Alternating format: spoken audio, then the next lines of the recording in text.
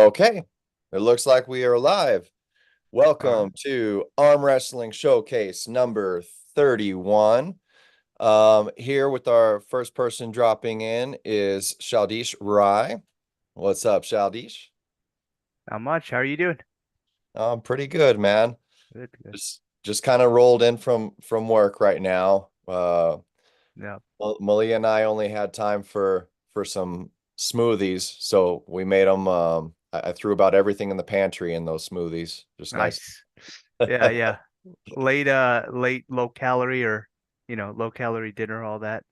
Yeah. Uh, There was some calories yeah, in yeah. there, but um yeah, it was quick.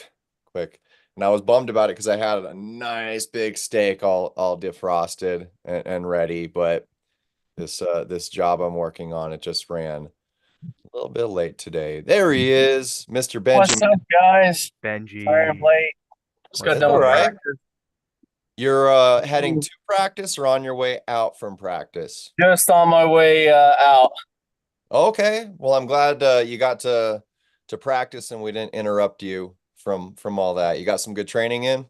Yeah, I got some good training in OC Arms, Alan Pezic and the crew, Waldo, all the Nice. usuals. Yeah. So Nice, is nice. Waldo just feeling nuts right now or what? He's always feeling nuts with that freakish arm hand of his, but he wasn't feeling too good, so he's kind of coming back off of that. Yeah. Other than that, he's pretty good. Freaking Alan Pezic is hurt from Mika, pulling Mika at the Mhm. I think the last Arm Fest, and Mhm. he's in a sling now. Fudge. Yeah. Yeah. Yeah. Comes with the territory. That whole Kringle pull tournament, I didn't really realize it, but I had a broken toe, like my big toe No on fucking way. my foot. Yeah. So pulling righty, that was the foot I was like putting up on the rail sometimes.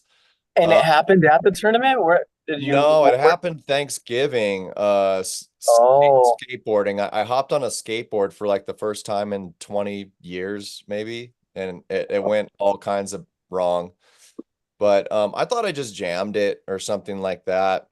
But yeah, I'm still in pain today, and it's been what, like a month now. do you think that weakened you? A No. I mean, uh, little bit. yeah, I don't know if it put a little less pep in my step, but Yeah.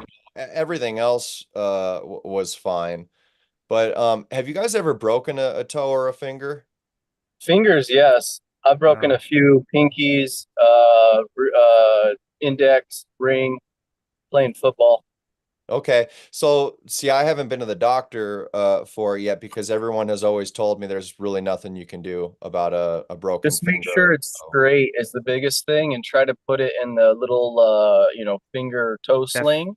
yeah, That's the the finger biggest thing. cast. Yeah. Yeah, the splint or whatever. Yeah. yeah, that's real crucial. And try not to move it, and give it a good amount of months or weeks. And if it's really off, crooked, because my fingers, it was like this. Can you see it? Like it was like Oh, right. Yeah. sideways. So Yeah. they had to adjust it, like they popped it out. That's the only time you really need to see the doctor. Yeah. Yeah. Okay. Yeah, because it looks straight. Just for the most part, it won't like go like up. Like I can Yeah, kind of curl it this way, yeah. You but want to just chill. Put it in a splint. right, right. Put it in a splint. Because even if you could, you don't want to. You're gonna bend the brake. Oh boy. Yeah, I just Feel gotta, better, man. Heal up quick. yeah, I'm getting too old to do stupid shit like that. Nah, you're young. You're Crashing still young. shopping carts and oh my God. Never too old. Keep it up. Keep it up. Well, checking in with the chat, we got Don Mormon in the house saying what's up. And Hey, Don said, Don. yeah, he said, lost a big toenail twice, both times skateboarding. I didn't know you skated, Don. That's awesome. That makes sense. He's Yeah. cool. He's cool like that. How'd you lose your big toenail, Don? And I know you're on a delay, so until you get that in, I did drive my toenails and fingernails, they're really hard. I don't have like those like flimsy ones. And I drove, and I don't clip them enough too. I drove that thing into my toe, like smashing Dang. into something, and yeah, it filled with blood underneath. Oh And it's man. one of those things where like, you can experience some like typical heavy injuries. Like, I've been hit by cars on foot before and stuff like that. And the pain, like that pain pissed me off more than any, like that Dude, hurt. anything with toes, even a regular stub is just like Oh boom. yeah. Yeah. Dude, it just Especially the little toe. yeah. Yeah, the blood, it just filled up underneath and it had nowhere to go. So like the pressure was insane. And I ended up going to the doctor to like deal with it. And she basically took out one of those like soldering guns, and she put on some goggles, and she burned a little hole in the top of my nail. As soon as she tapped that, it was like a 2 foot volcano just Oh man. but it was like instant relief. It felt so nice. She used the soldering iron? What? Well, they have a medical tool that it's like a little needle that heats up. It gets really Oh hot, and wow. they just dab it, and I don't know if they use it to cauterize stuff too, but Wow, she I've never used it seen just that. yeah, she just burned a little hole in the top of my toenail, and Oh that was, wow. To relieve the pressure. Okay, yeah, wow. yeah. And Don says, let's see, Let's go skateboarding. fishing, Don. 18 miles per hour, tumbling. He says his wife says he tumbles well. Okay. You probably Yeah, was skateboarding with sandals, I bet.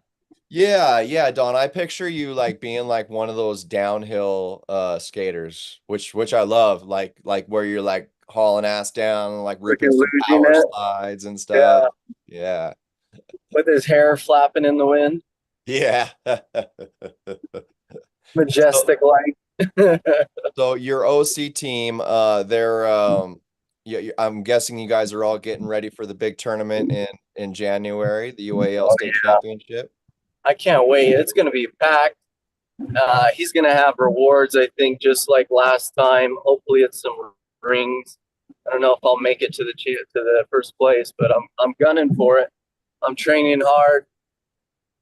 I know to Good. be stacked competition like you and Caleb and everybody you could think of. Fisher, maybe. Fisher might be out of town by then. So Are you in that class now, Benji? yeah, I'm on 165? 65 now. I was Yeah, gonna in the say last year or two. I was gonna even say, just looking at you, because I haven't seen you in a while, you look leaned out. Maybe Yep, from the last carnivore time I diet. Yep, yeah, dude. Nice. took out the Okay. grains, took out the sugar, and just I'm just shedding weight, trying to gain muscle. Okay. I'll be at But home pretty soon, guys. Sorry. before that you were doing a little bit heavier, right? Like 185s? I was 185s for a while. When I started, I was 205s. I was even 215 when I first started. But Yeah. yeah, 215 fat boy when I started, and got to 185 kind of quick. Stayed in there for a while. I was ranked eighth or ninth in 185s. I did a little bit better in 185s, maybe more power. And I think 165s are just all around better arm wrestlers. You know, Yeah. quick, technical, You guys are too and fast for almost me. just as strong. Yeah. You guys are especially in California, a lot of you guys are really impressive. Like so both from what I've seen here in NorCal and down south, obviously. Like we've Right. got guys here um at 165, that lower weight class, I'll regularly pull with them. And a lot of them, I have the same amount of trouble as, equivalent guys in my weight class. And I think a big part of it is speed could be part of it. But another cool thing that I've seen with a lot of you guys is that because, you're not like us big boys, you have this coordination down Yeah. There's a really total body well. coordination going on. Yeah. Exactly. It's like this complete just swift locking of everything. Um as opposed to, and this is general, like there can be big fast guys, but generally the heavier you go, the way I've seen it is that um those guys are so strong sometimes in one particular area, whether the hand or whatever. Yep. Yeah, Yep. they They don't just have to use the if rest of the connections. Yeah. yeah, and well, I would say that to some degree they still are able to do it, but because they're so dominant, like let's say it's the hand, right? They can initiate just with that and get control of the other guy and not Yeah. even need to. While being Whereas, extended and not even using their lat, like the little guy needs to use it to get anything. You know what I mean? yep, yep. Yeah. So Yeah, Agreed. there's something to that because look at Alan Fisher and he's winning overalls, you know? What's up with that? yeah, man. Just Yeah, and he's definitely different, but in a general sense, like yeah, I agree with what you guys are saying. I think there's more killers in the 165 class than you're going to see in the 185s to like, 220s or something. Just Yeah. in terms of, concentration in the classes. And I think your explanations for that is spot on. When when athletes are smaller, lighter weight, they are probably going to be more explosive and faster, and have athleticism, but they're going to have to rely on it. So they are going to be able to, um, they're going to be a lot more used to synchronizing all of those muscle groups and everything together. And yeah, you get into those higher classes and they get away with just using their arm or their Yeah. just their lat or whatever it is. And And yeah, go ahead.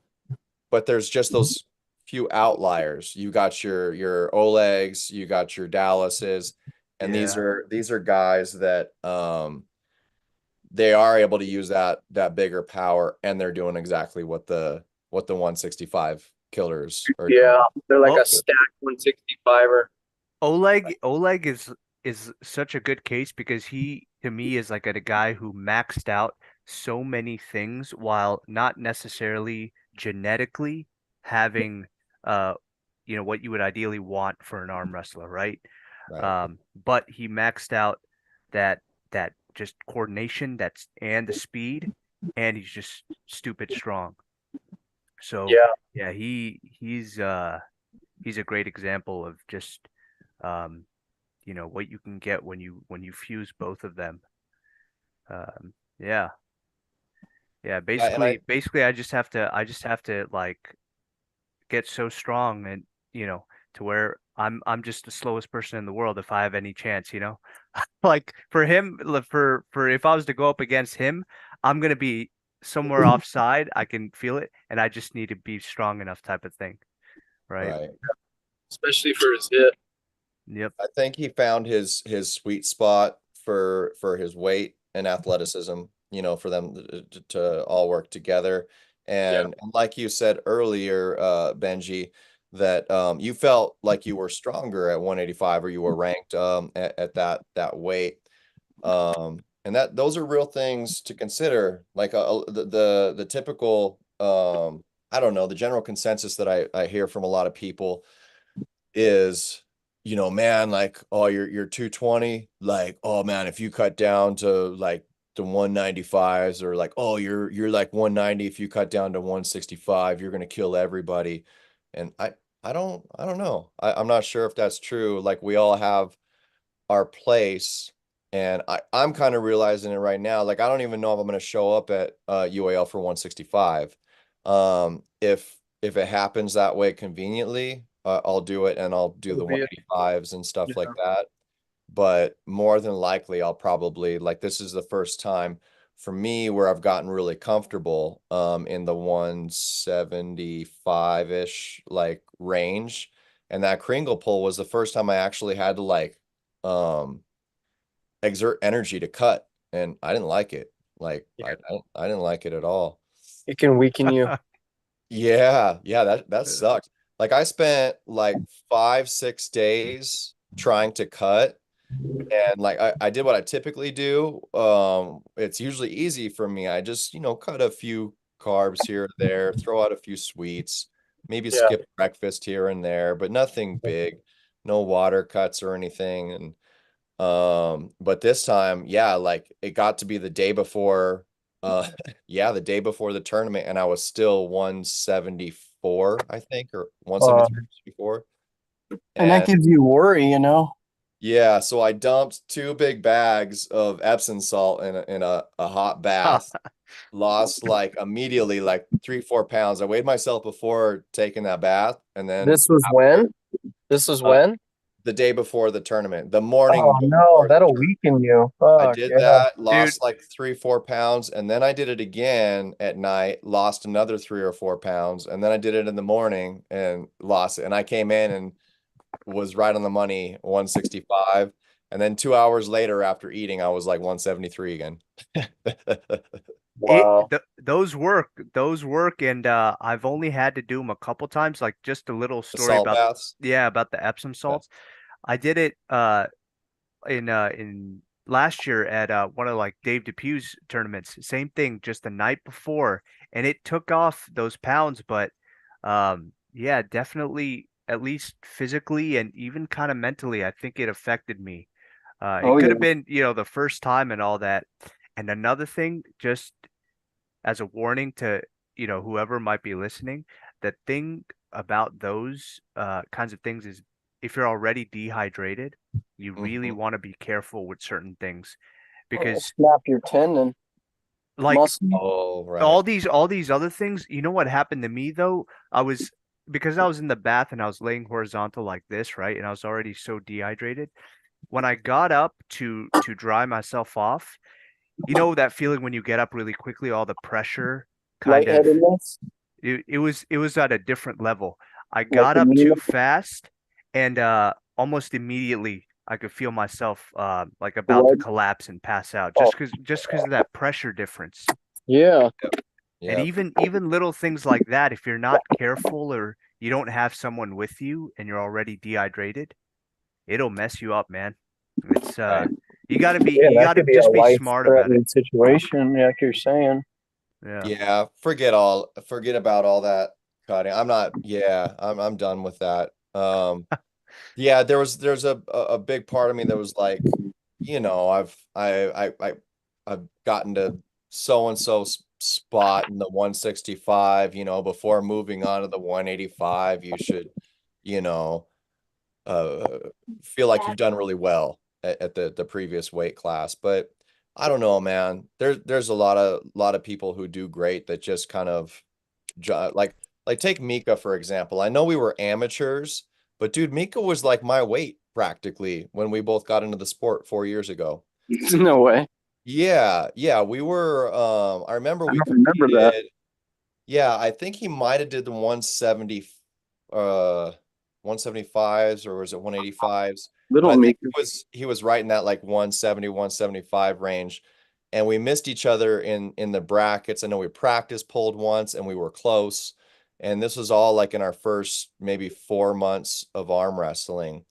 And yeah, he ended up just like, following his path. His training got him stronger. He kept eating. Now he's what, like 220 or something a few years later. Dang. And the 220. dude's a beast. He's like, one of the top in his class. Yeah, going to Arm Wars. Fuck. Yeah, yeah. Yeah, I think we all just gotta find our spot. And his And frame looks like it was meant for that as well. So, you got to fill your frame out. right. And to whatever class you fall into, so be it, right? Yep, yep, that's the truth. We got Todd Calazo in the house saying, "What's up, gentlemen?" He's under the weather, What's but up, alive. Todd? Yeah, I did shoot him the link. He's just not feeling good, so he's gonna be hanging out in the chat. And I wanted to wait to get into our main topics until Josh got in here. He's just running a little late. I screwed up on the post and said it was 7 when it was actually 8 o'clock. And so he was kind of preparing for 7. So he's just kind of, adjusting his schedule and getting things done. But anyways, our main topics are unifying California. And we also want to talk about the Fit Expo some more as well. But yeah, since we really kind of, cracked open that conversation, about unifying California. And what I mean by that, organize and optimize as best we can. It's gotten some really, really good response. It's one of those things where, We need it. anytime someone comes around and tries to do something relatively different or new or make an effort in this sport, There's it's pushback. yeah, there's pushback. And a lot of times it's from vets that are like, well, that's been done, at this year in this state or whatever in some shape or form. And it probably has, but I don't know, just the really great thing was we didn't get one negative response from anybody in the community. Everybody has been wanting to get involved, and everyone has had nothing but good things to say about it. And yeah, I really want to keep this momentum going and keep talking about it, keep coming up with ideas, joining forces, getting the community involved. Yeah. There's Yep. so much arm wrestling in California. There's so many teams. There's so many practices and tournaments that we do need this coordination to make it more of a fluid machine and represent us. Yep. Yeah, and to anybody watching now or, in the coming weeks, this episode that might be out of state, we this isn't, us just trying to focus on our state in arm wrestling. There's a bigger picture here. So, yeah, we want to organize us, not just to really optimize our state, but so that we can have a clear, concise anchor point in our state that can make it more sensible to Get a be system down that we could apply to other states, right? right. But yeah, but if we're organized, we can be Then we're ready. applicable to be within an organized nation. You know what I mean? And hopefully other states can optimize and organize as much as possible as well. But yeah, that's the main goal. And it's a big thing to try and organize an entire country with arm wrestling. We see it most often outside of this country. We have a long way to go. Yeah. Um, there's a It's lot very of great noble. things in this country, but it is very like segregated. We've got a lot of you could say options when it comes to arm wrestling in this country. But if we want to I feel like if we want to have more of a clear, concise sport within the world stage and just much higher professional options within this sport, we really need to start organizing. And what better state than California to do it? We're freaking huge. We have so We're many teams huge. to do it. Yeah, we're huge. We started professional arm wrestling in Petaluma, so we should start professional organizing. Yeah, yeah. Yeah, and It's a good idea you have, Kane. I think we should go for it. good. Thank you. I remember. Oh, Yeah. I was just gonna say I remember just from the last conversation, just some points that we had about uh different ways of going about it. I think one of the main ones was that there's already so many different kinds of leagues, practices, teams, so forth, right? And so the idea would be that this, unified body can present an incentive, something like that, not only to all these others, um, but can kind of also um, set itself up to do a lot of those things.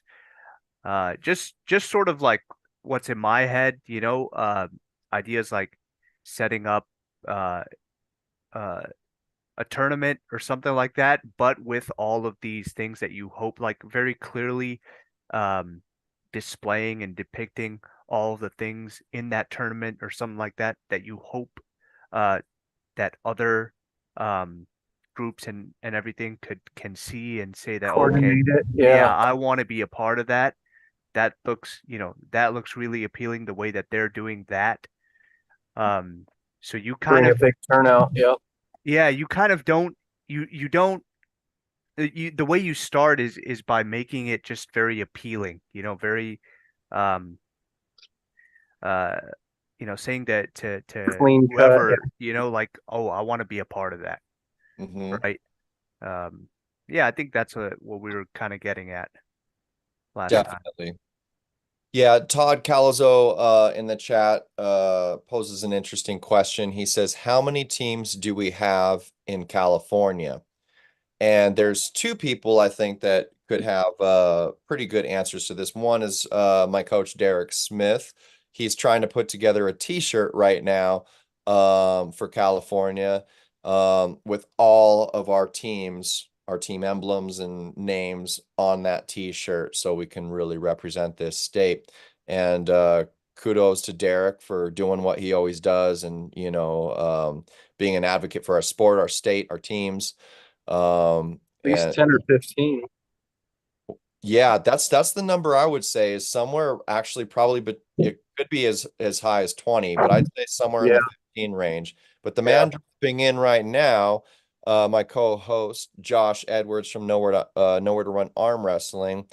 You have a pretty good idea on this, don't you, Josh? In regards to all the teams we got out here, I've got a pretty good idea. Especially Yeah, NorCal. Here, but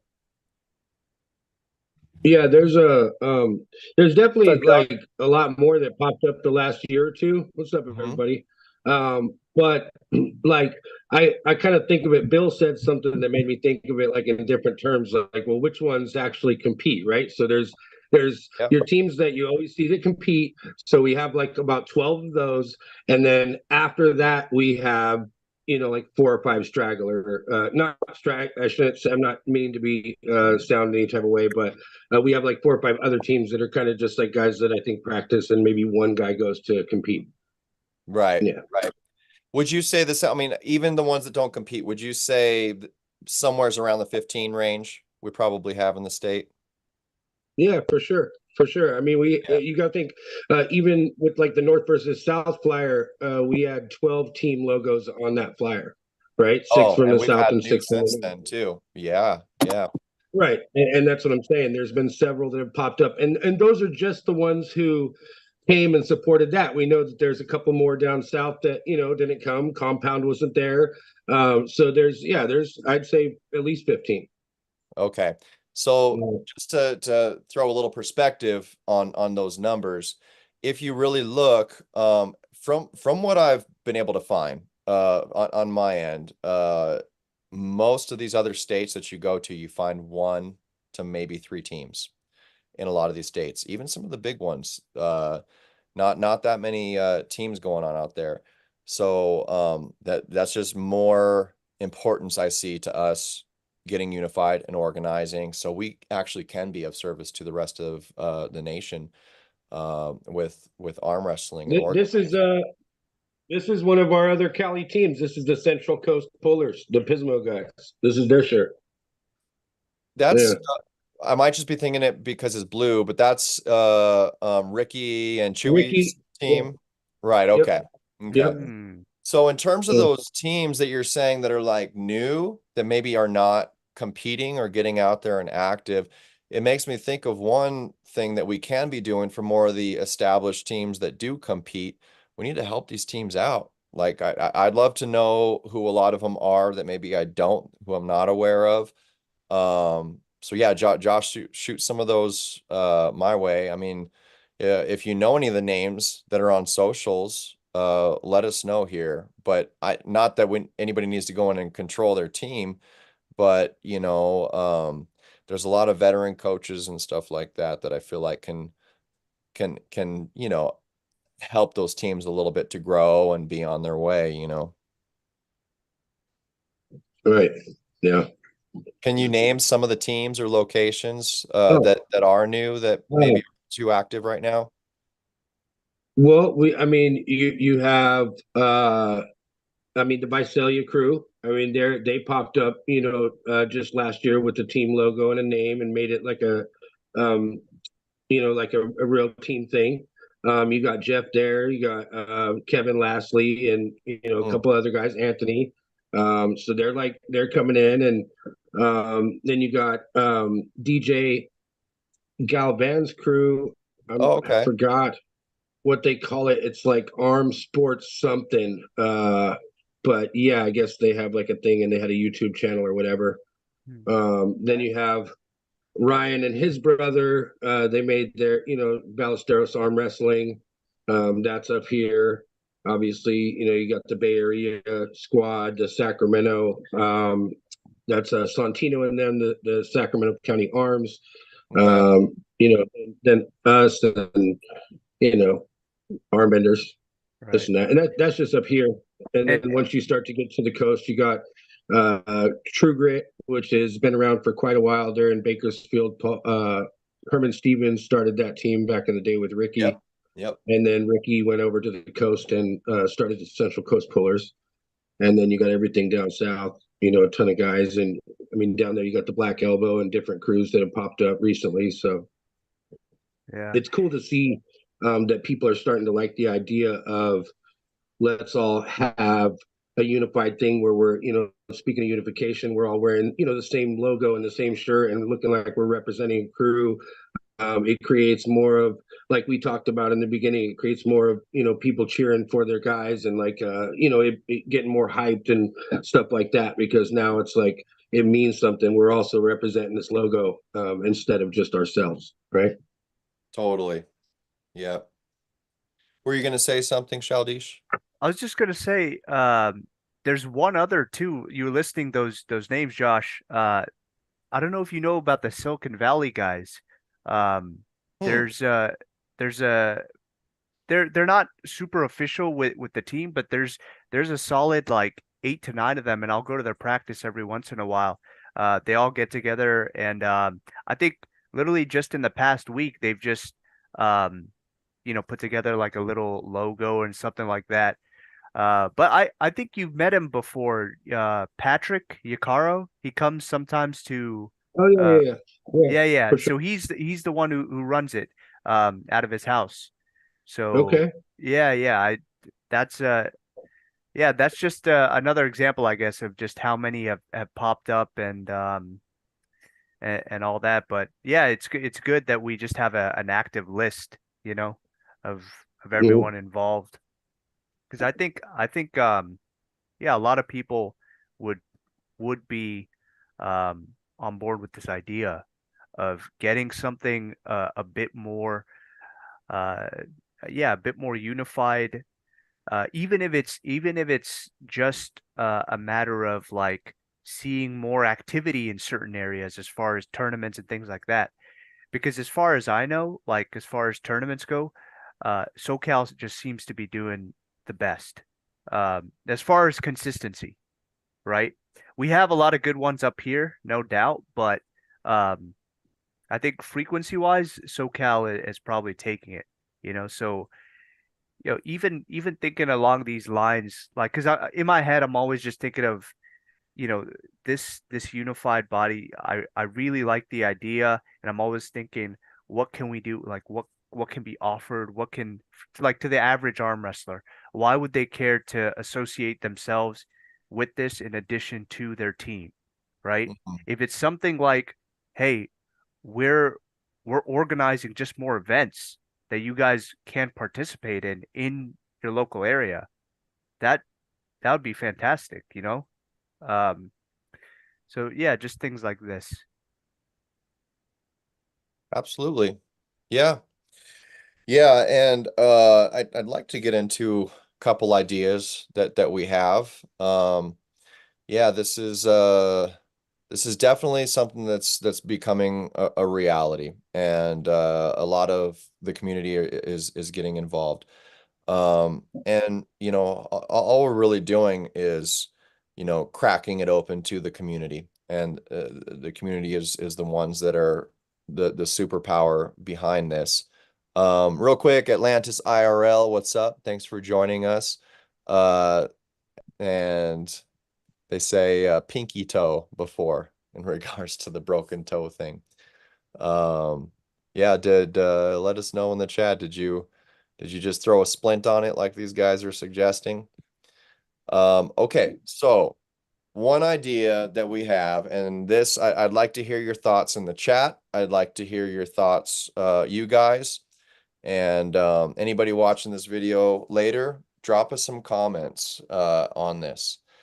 Josh and I had talked about it a little bit, but if you could think of some names in this state that deserve assistance with travel to get out of this state and represent this state to compete, who would those names be? Shoot, Caleb Armbender. Mm-hmm. I've never heard of that guy. Get him out I of the agree. show. Yeah. I agree. Yeah, him. I think Christian Zapita. Mm-hmm. oh, Good. Varesh. Brett. Definitely. I don't think he needs it, but if it would help him, that would be great. Right. Alan Fisher, but he's leaving because he always needed travel money to appear. So that would have been a good one. I think Mika and Dallas could be cool too. Yeah, I was gonna say Definitely. Dallas. Yeah, definitely Mika. So I agree that, you know, if there was people to represent that are top tier, I would definitely, you know, add Alan to that list while he's still a California native, and Vrej. But also from my perspective, these guys have earned their stripes in the sport. They've you know, they've been around the world and really, you know, showed what they can do. So You're talking about the me, my Logan. concern is more, yeah, who are the up and comers putting in the work that need to get out there and kick some ass? Because one of the biggest things that we get from traveling is it's not so much just representing your state, it's or your team, it's experience. If we want to level up, if you got somebody that's doing really well in your team or killing it in local tournaments like Christian Zapita, like Caleb Armbender, the only way that they level up more, and we're seeing this with guys like Caleb, is by getting out of state and competing a lot, feeling different arms. So, What about a girl? yeah, Yeah. absolutely, we have to. I'm interested in youth too. If we can, who are the names? Who's the new #1 girl in California? It's Tara right now, right? Yeah. Yeah. She be going around and Tara's from California, not like Utah. No, Tara Terry's Northern California. Oh, okay.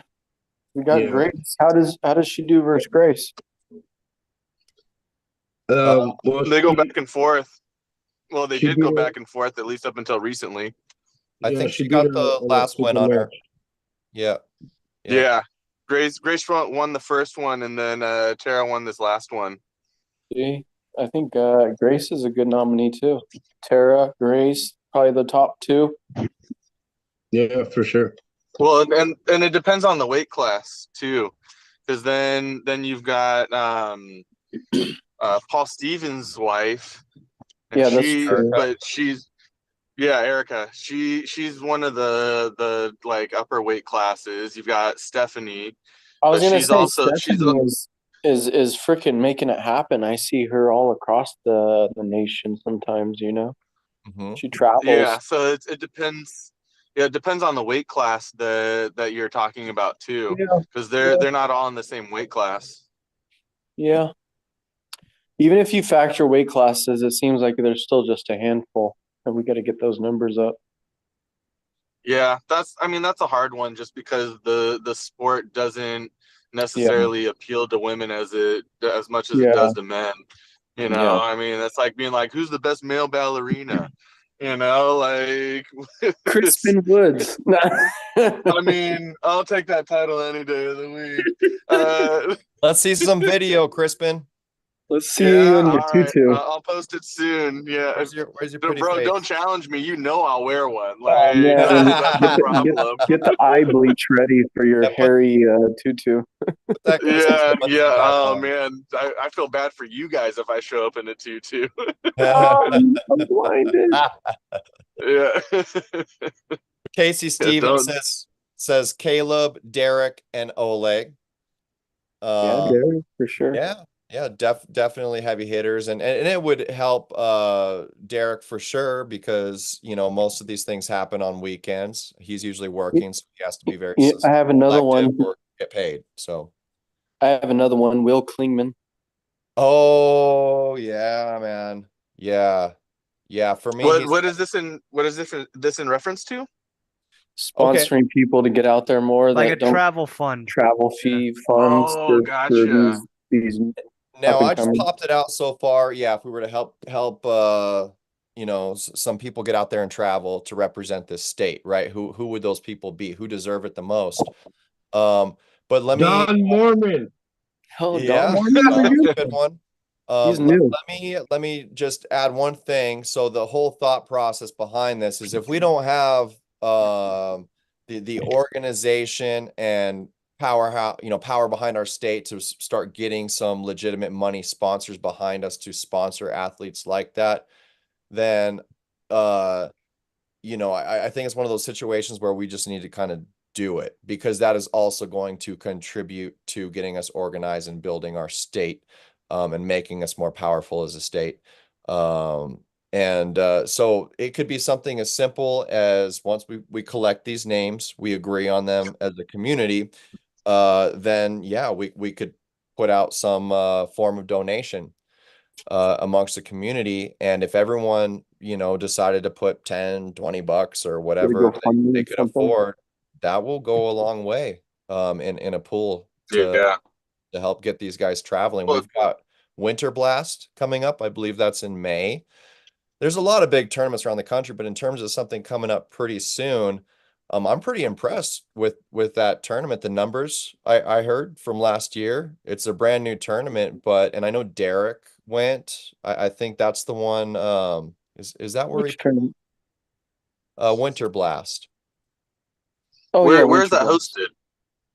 I Dude, believe Arm it's Gods. in like Pennsylvania or something like that. Okay. It's So that somewhere on one's the out East there. Coast. Yeah. Yeah, that would be a big travel. But Texas has they had some good tournaments, yeah, yeah. and Yeah, they you got a get the lot of knuckles up pullers thing. out there too. Knuckles up. Okay. What's up, Carl Gerke in the house? What's up, Grace is in the house? What up, Grace, Carl? And Carl Gerke says it should be people who qualify for the Aries 64-man tournament. Ooh, Okay. I qualify for the left, I think. I mean, for the lightweight if they ever do a 165 or 172 or 6. Oh, cool. And yeah, Grace says athlete sponsorships are huge. Carl Gerke says winning yeah, that 64 round robin for Aries or doing well would highlight them and allow them to travel more. Yeah, that's a good point. Hey, real Absolutely. quick, Yeah, and what they did at the Chris Kringle poll with the option to buy the shirts and the donations go to a puller, I thought that was pretty cool. Absolutely. I Yeah. got one of those. Somebody donated for me, so I appreciate you, whoever it was. Yeah. Yeah, it was probably me. Yeah. I donated it to Jamie Barrett Fund or whatever, the guy that got in an accident. Yeah. I did Jamie Barrett and Grace.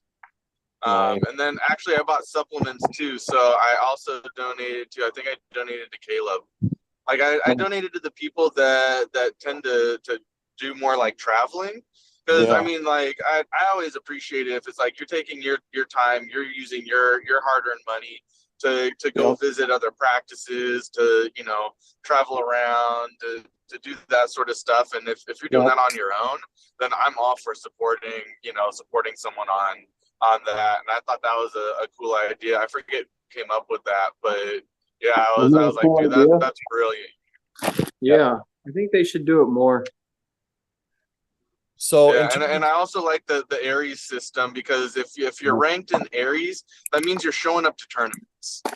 Right. Like you're competing. You're not just randomly showing up to the ones that have payouts. You're not just showing up to the ones that are local. You're showing up to a lot of different things. I know between like Caleb travels, which is rad. And he showed up to probably somewhere between 13 to 15 tournaments this year, which is a ton. That is a lot of tournaments in a year. Yeah. You know, Wow. and so And he it's like does someone well, like and that. and he goes deep. Yeah, and so he's a great representative for our state, especially in that weight class. You know, I think if we were able to kind of sponsor some more people, like maybe they would get out there. You know, and that could definitely be beneficial. I'm in agreement with you. So in terms of like Carl's comment, with people that are already ranked with an Aries and qualify for that round robin. Like I get that, They you know, probably and to already me, the did. motivation Yeah. behind that would be finding the people from this state to go win, you know, and there's logic to that, but also there might not be, because there's the people I feel, at least me personally, that I would want to fund to get out there and travel are the ones that, you know, haven't because they can't or it's too hard. And we might know that they can do really well, you know, or at Right. least might level them up. So Yeah, yeah, like you mentioned Ole. I feel like Ole would be a great person to start getting to some of these out of state tournaments, because I don't really see him showing up to any. You know, like Dallas shows up to those sorts of things. David Egian, you know, or David Sapanian. Like those guys would be awesome to get, you know, into some of these out of state tournaments, see how they do, you know, kind of on a national level. Yep. I like it. Yeah, Tara, I like Don Mormon. You know, Caleb's already doing it. He's already out there traveling and he is already probably ranked. But, you know, I think he's one of our superstars. I'd be happy to support him. Yeah. And I know he doesn't have a ton of money to do that sort of stuff, which is why I'm always open to supporting him. I mean, I love Dallas, but Dallas has no problem, you know, with funding his own, you know, his own stuff when it comes down to it. You know, getting out to Florida and things like that. Martin Kemp is another one. Dude, Martin's been, I know he's been pulling the amateurs, but that guy goes to other states and pulls, and he's got good energy to be able to do all that. I respect that a lot. Like he's just on the move. Nominating him would really embody what we're trying to go after here, because we're not just trying to nominate people who are going to go out there and win a pro men's class. We want the women. We want, you know, if we've got youth superstars that are actually competing and doing well, we should be supporting them. And amateurs too, you know, like Martin would do pretty well, I think, at least middle of the pack in his weight class for pro, but he's running his race the way he wants to do it. And I mean, even if we were sponsoring him to go out and compete in amateur tournaments and mop the floor with everybody the way he does, I'd be happy to. Well, I think if we gave someone like him, you know, like some sponsorship, then you know, it would be more incentive. Like that's more money to put into, hey, I'm competing in amateurs, but now that I've got some extra cash, I can also compete in some pro classes. Yeah. You know, because I mean, when you're looking at it as $40 an arm, he'll compete in multiple weight classes, you know, and not just in amateurs, but then he'll you know, do a couple in the pros as well. So, you know, that can run you at well over $100, you know, $120 just in, let's see, if you competed in four classes, right and left hand, there's $160. You know, that's not cheap. You know, and then on top of it, he's getting himself out there too. So it's like if we could help, you know, fund, hey, we know you were going to compete in the amateurs, but here's $80 to compete in you know, the pro class as well. That, you know, that's just one more thing to kind of add to it. So I definitely think someone like him. I like the idea of getting some of the youth out there too. We've got some really good youth pullers, you know. There was that one kid from Utah who was Jack, who was just killing it.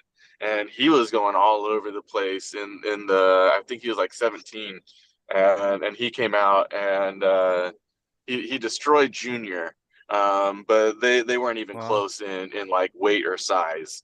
Oh yeah, that But kid is yeah, like 17 or something. Buddy's Utah. yeah, yeah, yeah. Yeah, he was gnarly. He did well in like the amateur and even some of the pro, like pro competition. That kid's on another level. But if we could start finding some youth out here like that are really into it, and I feel like that's just that much more incentive to get them to show up to stuff or to really train, like we wonder why all these guys from Kazakhstan are so gnarly. It's because they've been training since they were kids. We got to start getting, our youth to get into it at a young age. And then by the time they're in their 20s, then they're the guys that are showing up to East versus West and things like that. I think Todd in the chat is going to have no problem with any of that. Yeah, yeah. Who? Todd We're gonna Collazo. need. We probably need Oh. more to come. It blows my mind with how many we just talked about how many state teams we have in this state that we don't have that many competitive youth pullers. But we have at least, there might be some that I don't know of that just need to come out of the woodwork. Hopefully they're watching this show. Hopefully you guys hit us up. Hopefully if you know somebody, hit us up and let us know. But me personally, the only two I can think of is your son, Josh, Evan. But there's nobody really to compete with him at his age. But maybe that's the reason why we need to get him out. Is there some kids his age outside of this state that he'd compete with? So he Was could, he the one? Well, Was he the one down in place San that I have Diego seen, that won that? The what? Was he who was it that was down in San Diego at the last grinder that just like swept the youth? Yeah, no. You're talking recently at that was Todd's son, I believe, but Yeah. my son he was the went to number Grinder two, last. I was just gonna say. Yeah. Yeah. But the thing about that for Elijah, There you go, Elijah. that was his first tournament. As far as I know, yeah, that was his first tournament. He's only been in the sport like I want to say 8 months or so, but training like religiously. And we've got the full support of our team behind that kid. Todd's training him up at home constantly. And yeah, he did amazing his first showing. He even did well. He competed amateur men's. The kid's 14 years old. He competed amateur men's and he got on the podium, or I think he did, but I know he got some wins in there. But then with the youth class, he beat everybody. But I know that they're running a conservative race. They're running a smart conservative race. They're trying to hit these local tournaments. So he's brand new to competing. Don't know if we want to send him out of state yet. But if they're open to it, I'd be open to it. I know that their sites are big time on the UAL State Championship coming up. But yeah, we'd have to talk to them. And Josh, so Evan, like what are your thoughts on Evan? Well, the one place that I've found is actually Canada has like the biggest arm wrestling age group for Evan's age, where there's like 15 kids in the class. They have like a pretty big youth nationals there and stuff like that. So I think I'm going to take them up there this year anyway. Well, Oh, good. 2024. Okay. Dope. It's tough because I feel like there's a couple Midwest places where I've seen some good, kids tournaments. And that's really it. Like but yeah, Canada seems to have a really big showing there. For that age group, 9, 10 years old, it's different. Once you're, Elijah's age 14, 15, you tend to be able to find those tournaments fairly easy, easier. Especially like Washington, Oregon, those state championships have lots of kids there Definitely. for teams. Yeah. Okay, so yeah, that would be amazing. And to me, that's just a big example of why we're doing what we're doing with this whole unification of California. Look at Canada right now in terms of the sport. Did you guys see that youth tournament that they had that Auden Larrett competed at? It was like a sea of people. I haven't seen adult tournaments out here with that many entries and spectators. It was unbelievable. Yeah, they Uh, had 560 entries, they said. that's What? ridiculous. Yeah. Yeah. To me, that is the Yeah. result of a unified, organized nation. That's the whole nation. So when they're throwing an event, like it's all under this umbrella that has a strong force behind it, clear cut ranking system and nationals and everything. It just makes sense. So when they throw that youth tournament that year, like everyone's there. And I think that also reflects on some of the comments I'm seeing here in the chat. Carl mentioned, why are tournaments so expensive now? In the WAL days, it was $15 an arm. Where is the price increase coming from? We've got Jaden Knight Sr. in the house saying also that the inflation attacked arm wrestling. And I'm not going to say I disagree. Like, yeah, I think that's a big reason a lot of people don't compete, or at least compete in more classes. But I also wonder if it's because in those days, was there fewer tournaments? And so the tournaments you were going to, they were just kind of like this big deal where a lot more people would show up, which would mean more reasonable profits for the promoter at a lower price, registration. Um, They had where more were they sponsors. being? Yeah, where were they being held? If they were at some sort of bar, you didn't have to pay, hardly anything because the bar goes, hey, these people are going to eat and drink and do that, so we're going to make our money off of that. And they're not charging you thousands of dollars, as a venue fee. I'm sure it's not cheap for Bill to set up at the Fit Expo. Like any sort Yeah, of booth there is expensive. And yeah, if you've got a really big booth or a massive space like the UAL does, you're gonna have to charge 30, 35, $40 an arm. And that's in the hopes that it breaks even. I'm sure he took a huge hit for Anaheim, the Anaheim Fit Expo, because like hardly anyone showed up for that, Yeah. you know? Yeah, those were tough couple years with COVID and Well, everything. it's kind of the same. I know a little bit um, about that. It's the same with the expos as it would be at a bar, because you have so many vendors there. If I can guarantee you that I'm bringing 200 people that's going to be there all day, you're going to waive that fee because you know that I'm bringing that many people, as opposed to me setting up a booth with the supplements or something. Yeah. You know, Yeah.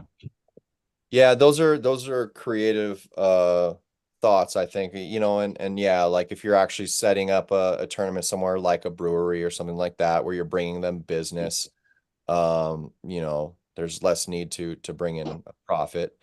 Um, but yeah, like in terms of I was just thinking with the fewer tournaments, part of what I think we can accomplish with unifying, organizing, optimizing this state would come down to scheduling and really optimizing these events. So when we throw an event, we get everybody showing up.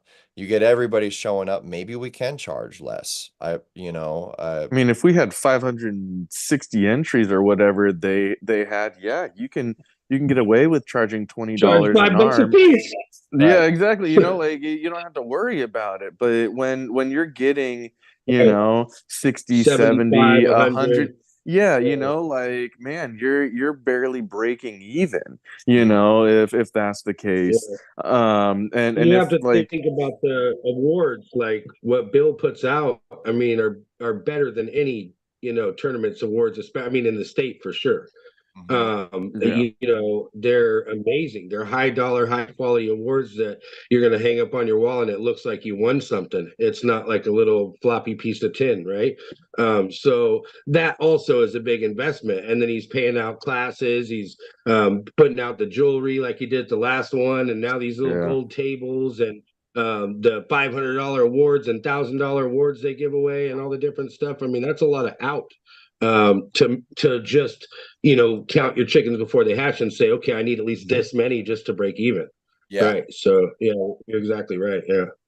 Yeah, and I've helped Christian with a couple tournaments now, so I have an idea of what those sorts of things cost, and you are looking at like on the low side just for medals.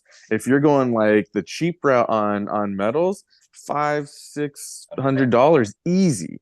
Easy. And that's not for like those, cool awards and things like that. So if you get really nice heavy duty medals like Bill does, if you've got these awesome awards, if you're doing rings, if you're doing those rad jackets that he had, I mean, you're out thousands of dollars, well over $1,000 and maybe even $2,000, just in awards. And that's not even payouts, and then if you're only doing $100, a class, you're out $1,000 in payouts, and when you've got a $500 one, when you've got $1,000 one, when you've got those things, man, now you're in the whole $5,000. And like you're saying, you haven't even gotten a single registration yet. All you've got are awards and payouts set up, and that's a lot, and when you're only charging $15 a person, then maybe you have 200 entries. Well, shit, that's $3,000. You barely covered, just part of your cost, not even the whole thing. And it's really unfortunate that that's the case because, I would like to see like Arizona State this year had like 350-ish entries. I mean, that was huge. That was a lot of people. Yeah, they had a massive showing. But I also think they brought in a lot of people because they had people from all over the country showing up. And that was like in that 205 weight class, it was rad. I mean, you had Chad Silvers, Adam Warzinski, you had Artem, you had not Mario Tabakis. They had some guys from Australia come out. You had Dallas Langston. I mean, you had all these big names, and David Egian ended up like winning it, and it got him on the map. He's top 10, maybe even top 5 in the country now. And just for showing up to that tournament, that's worth it. Guys will show up for that. If you bring out some big name dudes from some other state, yeah, they'll show up for that. But then again, you might have to pay for someone's flight. You might have to pay for the hotel. It's going to cost you money to get 300 plus entries.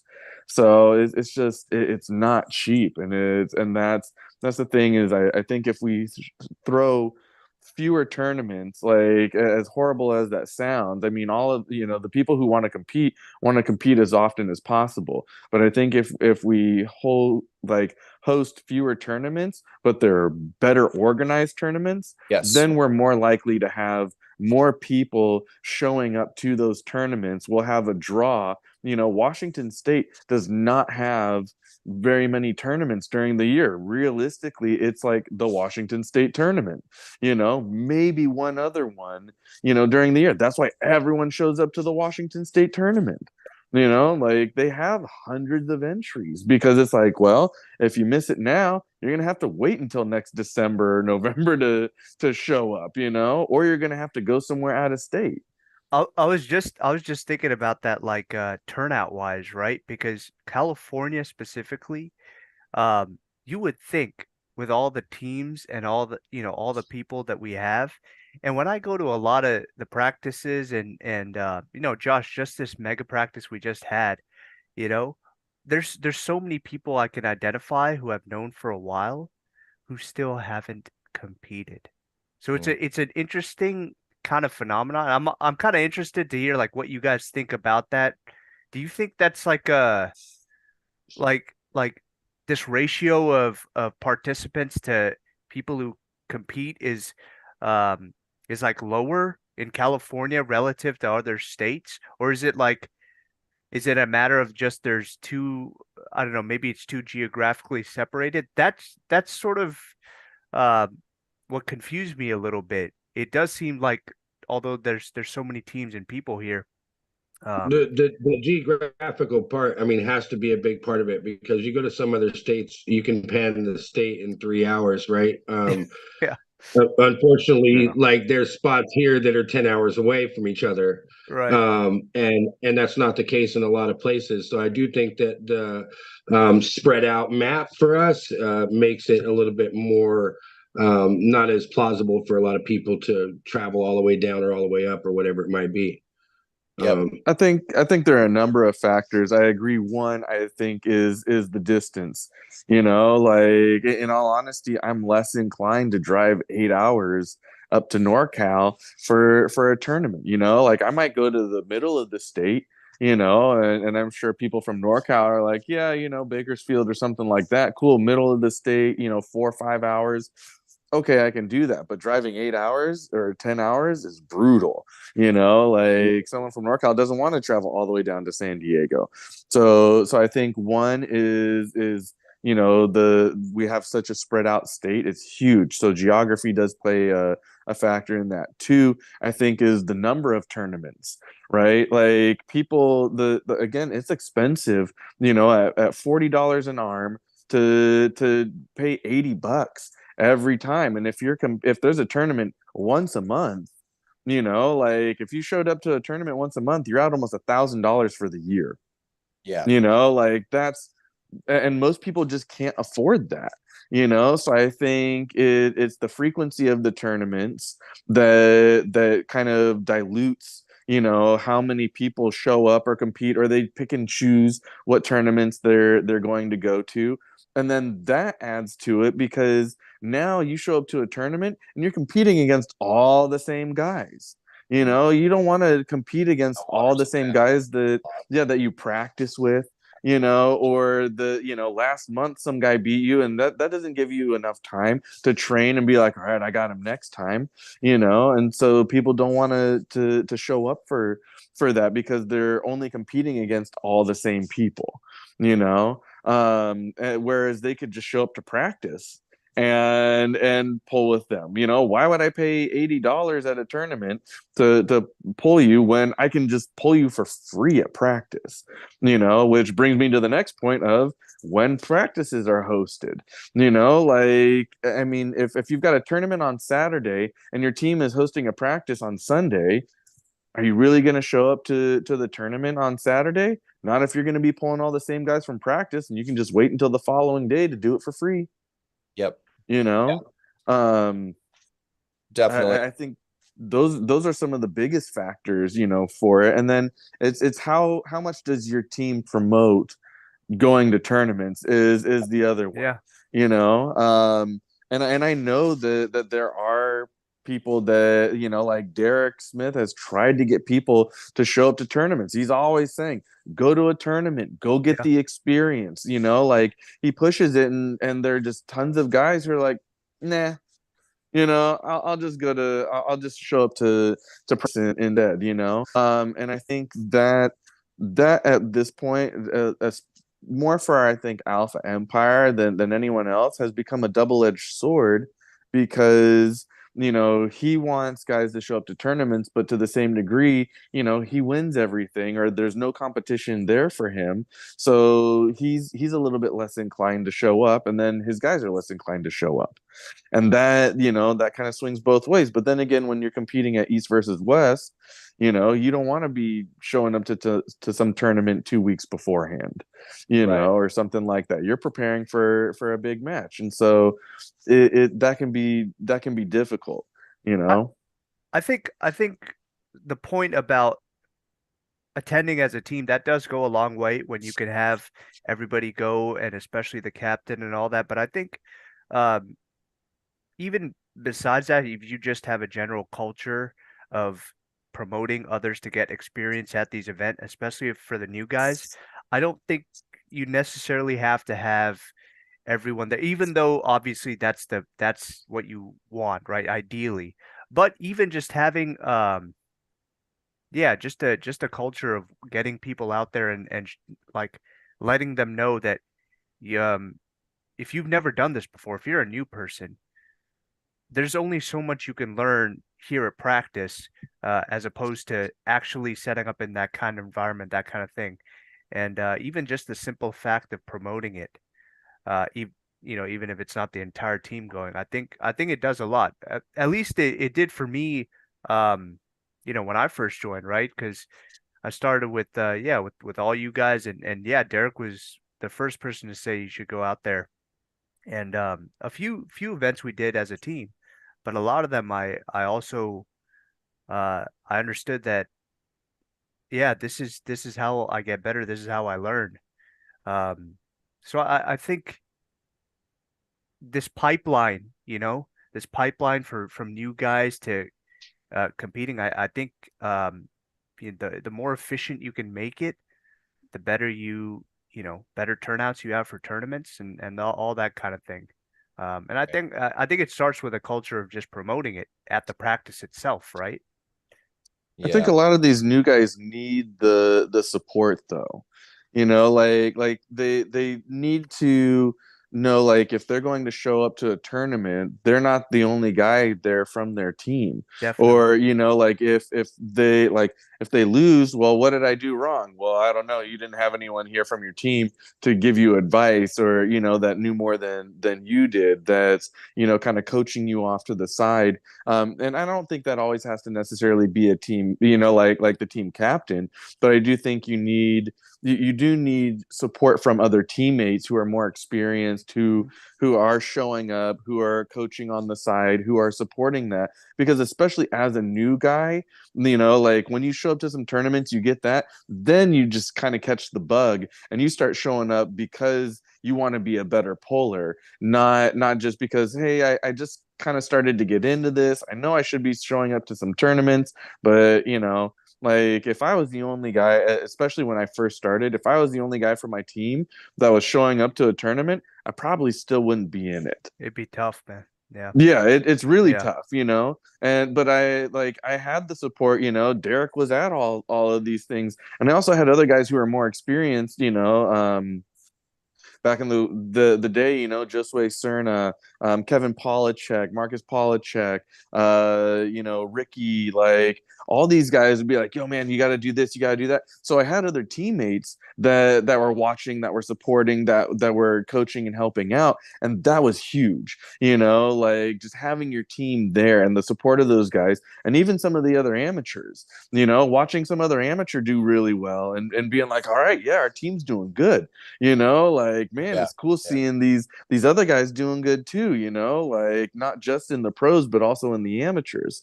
So I think, getting team attendance really is important, not just from the team captain, but from everyone on the team. Well said. Yeah, Yeah. it's Yeah. very important for sure.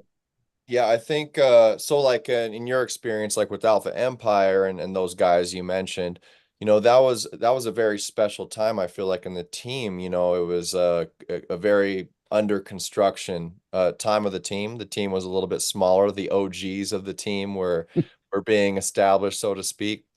The team is so big now. We just get so many new people every single Sunday. And you are right. Like Derek, he still we all still preach, get out there and compete, get that experience. It's worth 20 practices at least to go compete in an amateur tournament. And it makes those practices thereafter more productive. You learn so much from that tournament. You're like, oh, that's what all this like meant, in practice. And then you go back to practice and you start applying things much better.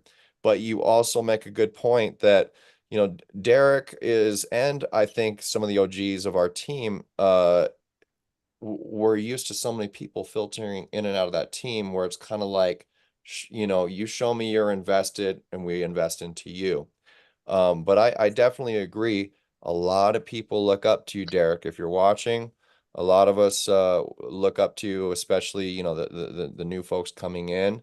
you do show up to any of these tournaments, even if you're not competing, you just show up like you did at the Kringle Pull, and we had pretty good Alpha Empire showing for that. But you show up, and I think a lot of us will follow. But yeah, I've been noticing a lot of team chatter on the team page for the UAL Fit Expo coming up, and we're on all these new folks right now, like especially for this one. They all got to get there. But backstepping a little bit to attendance, so I feel like that, and then the money thing. I see your chat again, Jaden Senior. $20 an arm, we'd get so many more entries. So I feel like those are the, like money, like the cost of registration, and then us directly as teams preaching more to our amateurs and everything to get out there and compete. Those are like the smaller direct assistances, I think. And I feel like there's also the broader, like non-direct, but more important uh,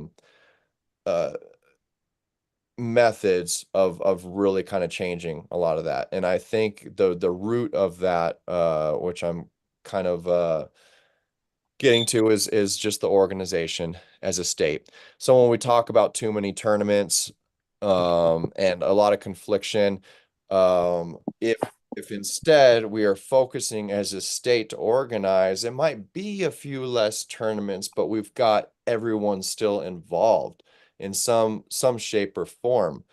When you say that, like, you're showing up at these same local tournaments with the same people that you practice with, and you don't want to go do that. The problem is the only tournament that really isn't that way for us, with the exception of North versus South, was a really good one. The Kringle Pull was original. New things are happening, but that's all a part of this. But UAL has been, I feel like, the one tournament for a long time where we all feel like we need to show up. Either there's going to be people from out of state, even out of the country, that are going to show up for this, and and it's going to be a good experience. We're going to pull all kinds of people, and everybody shows up. But the rest of them, if I'm to go travel to Northern California and they're throwing a small practice with a bunch of people that are always practicing and competing with each other, and we're doing the same damn thing down here, and throughout the rest of the state, if we're just throwing all these small disconnected tournaments, you know, it's hard for people to be motivated to get out to all of those. But if the North, the South, the whole state, we organize and we say, let's not throw a little tournament. Let's throw a big tournament, and let's start joining forces. Benji, let's get the live stream going. Ed, let's get the photos going. Let's get some advertising going. Let's really hit this hard. Things like accomplishing more numbers in attendance to lower the price of registration for arm wrestlers is, like, to me, like, that's like a worst case scenario. I that would be great to get there, but in my opinion, I don't I hate seeing a promoter having to profit off of the competitors. you know that there I feel like once we fully organize and use all of our efforts and talents and skills and pull these people out of the woodwork in this state, we can come up with more methods to take care of that promoter, take care of costs, and not have it be so expensive. It's not that hard. There's a lot of talented minds out there with a lot of different skill sets, and people that we know, where we can creatively make things happen. We do have a tournament in July that Josh and I were talking about. It's going to be at a Fit Expo up north, and we're pretty much on board to take it on. We've already talked to you, Crispin, and Christian about getting involved.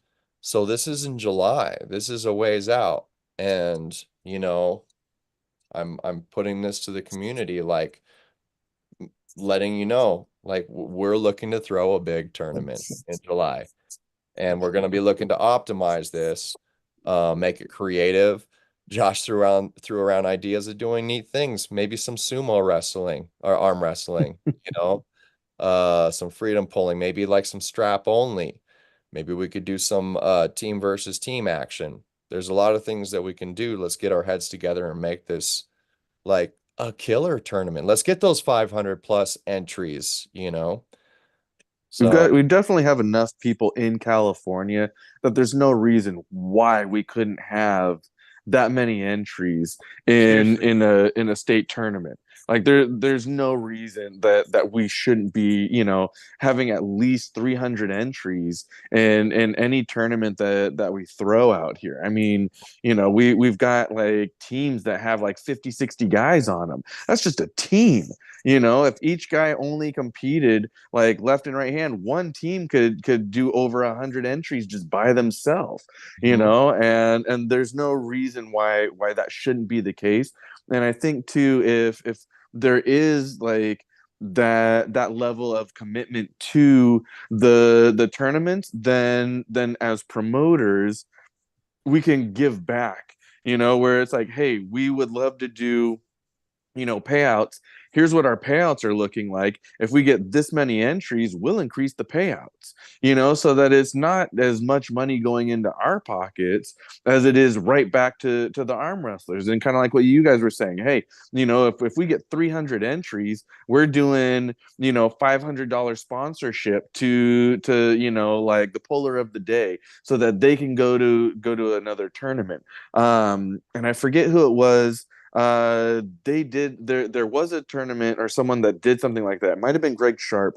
I forget who it was, but they said, here, we'll give you like $500 cash if you want to cash out, or we'll give you $1,500 to go to a tournament. We'll pay for your flight, we'll pay for your entry fees, we'll pay for your hotel, right? Like if it's to go to another tournament, here's what you get. If you just want the cash payout, it was significantly less. And that, promotes people showing up, hey, you win a tournament, you do really well at something, then now you're going to go to another one.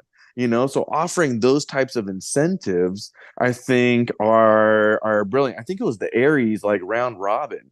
That's what they're doing, like $2,000 or something like that, goes towards it. But if you want to cash it out, it's significantly less if you just try and cash out. But then they'll hold it in an account. And so any Aries tournaments that you show up to, they're gonna fund, from that. Man, I think that's a great idea and a great incentive to get people to show up. I like, the team competition.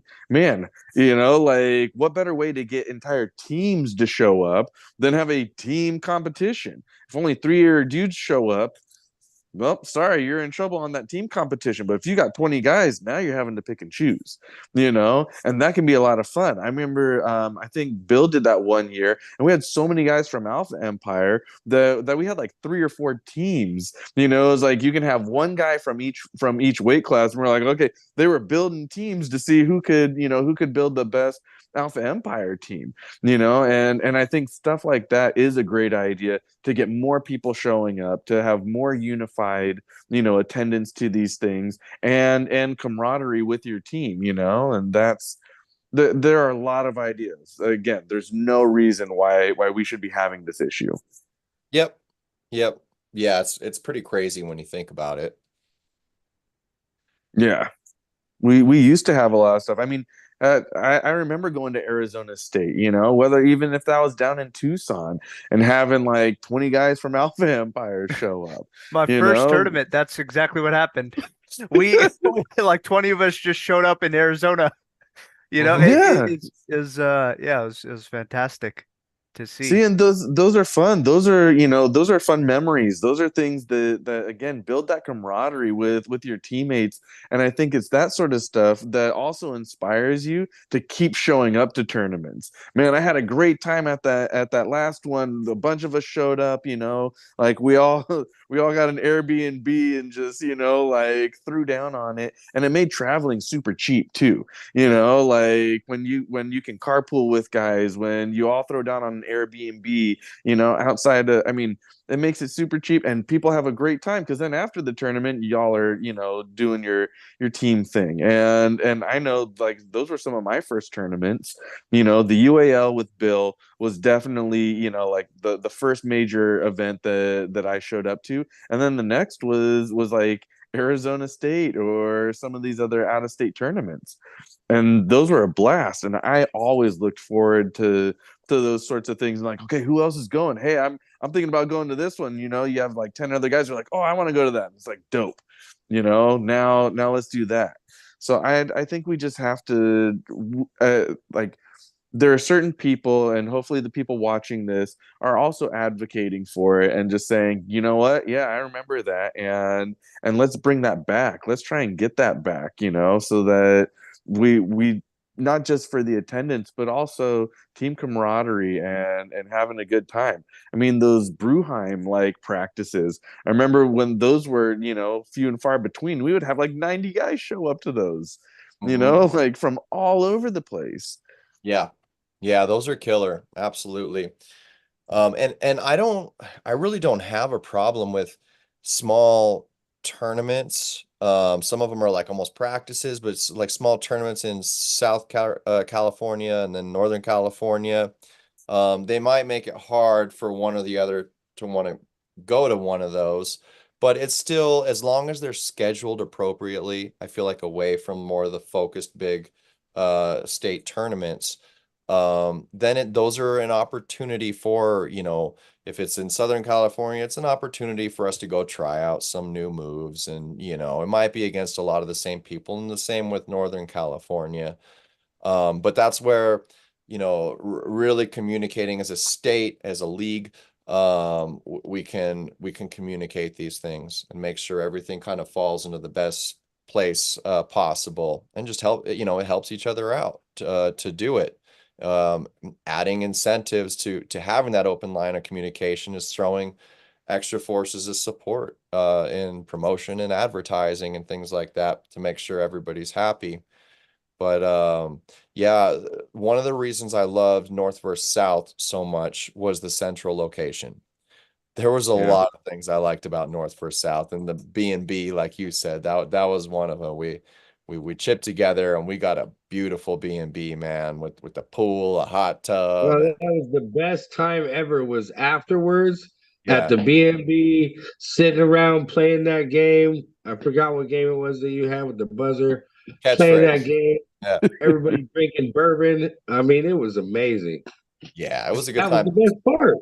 The event was great too. The event was awesome. That was, I Yeah. mean, that was a killer turnout for an event. Like seriously.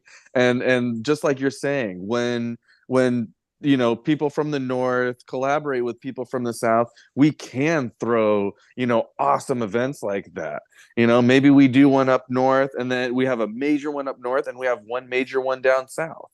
And then that way there's incentive for each group to show up to the other one. Definitely. Yeah. Well, my Yep. favorite part about it, one of the things that Kane and I talked about from the beginning when it was all leading up to it, was that when you go to like your average tournament, you'll still it's almost like on the high school courtyard or something. You'll have like your little groups here, your groups there, and everybody's nice to each other, but they still have their little groups where they hang out. At North versus South, it made the North all be one big old team and the South all be one big old team. So then it kind of closed that divide. And if you look at like the side pulling tables, I mean, all these people that never really got to pull each other or see each other got to hang out and pull, and like everybody was just smiling and jazzed, man. That was my favorite part. I mean, yeah, the 53 super matches, I mean, that was pretty awesome. That was, A but ton of super matches. And we right. got through them nicely too. It wasn't like know. it wasn't a hard day. Like, it was entertaining. We had fun, man. And Yeah, it was crazy. and going back to I was mentioning that we've got a lot of smart, creative people in this state. We involve them, we open the line of communication to them. We can come up with ways to earn more money for promotions. better payouts and all that, and not have to charge as much, if anything, to competitors to compete. So here's one of those smart people. Todd Calazo is in the chat. He says, we all work in different industries. 100%. We do. And we need to talk to these people. And he says, we can ask for sponsorship in return for banner advertisement at the events. That's one way we earned money to pay expenses for my son's high school baseball team. Yeah, we do that in all kinds of sports with the banners. And honestly, yeah, I could see one or two decent banner advertisement event, pay for some good medals for the event. And that's just, that's just a couple banner advertisements, you know. So Oh, yeah. I'll do that's that. a I'll really do that for the good site. Will you It's for arm wrestling praxis? I'll do that for the site. Yeah, you guys can throw up Totally. yeah, the the flyer logo and thing all that. or the banner thing is a really really good idea actually. Like I used to for a long time I did sales for the Hockey Hall of Fame, and I used to sell rink board advertisements. So like you'd put the banner across the hockey rink, and then also like quarterly you do like PA announcements and brought to you by JJ's Barbecue, whatever you do. But with bill and tournaments like that, and where they do have somebody on the mic and things like that, that's also a possibility. Not only can you put them on the banner, but you could announce, between matches or between classes or whatever it is. And once again, this is brought to you by, and just things like that, or slapping, their logos on your team shirts. You know what I mean? That's walk around advertisement. You're just a walking sales board at that point. Definitely. That was one of my things about Christian's first thing that you guys did, the compound, the battle royale. I'm sorry, when you guys first did that, the back of those shirts, how it just had like Natfit and all of these different logos on it. I mean, it just looked cool, and that's how it should be, right? We should be walking billboards everywhere we go. We've been talking about it for a while, and like Johnny Salami and Eric, they're all looking, but we're going to get like an Econoline van and then wrap it with the Nowhere to Run logo, and that way we can pull up to places looking, ridiculous, and like everybody pops out with their shirts on, and they're like, "Damn, who's that?" Moving forward, I think we really need to do that with the California Arm Wrestling League. We need to have a van to where we get our one guy from each weight class, and we go king of the road and take on fucking all these other people at different states or whatever. Yep. Yep. Yeah, and that would be the first bit of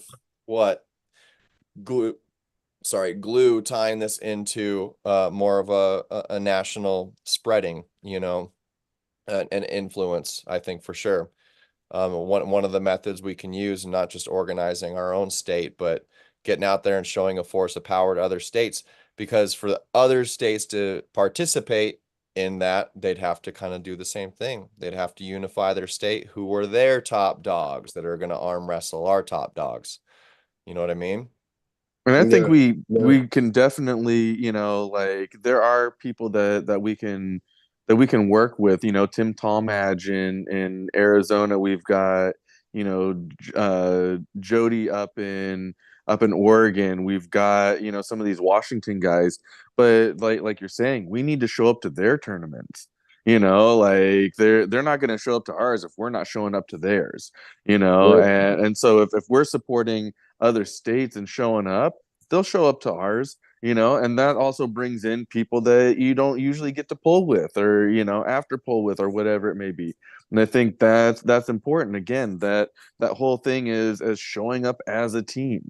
You got to show up as a team. We show up to Arizona as a team. Yeah, Tim will come out. He'll get his guys to come out here if we show up to one of their tournaments as a team. I know the guys up in Oregon and Washington will.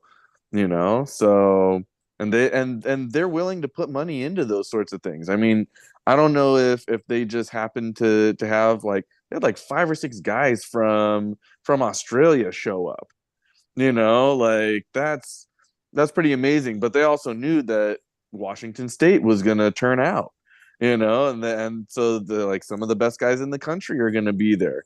So you do it does become attractive to, you know, other states, other people, other places, even other countries, if we do unify that and go, okay, you know, we've got the California State with Bill and the UAL, but maybe we should throw one other massive tournament, you know, kind of like the North versus South, something along those lines that, you know, is attractive to people from out of state, you know. I think Florida had one recently that was a cool one where they did like strap only, you know, where it was like the whole tournament's going to be pulled from from the strap, you know.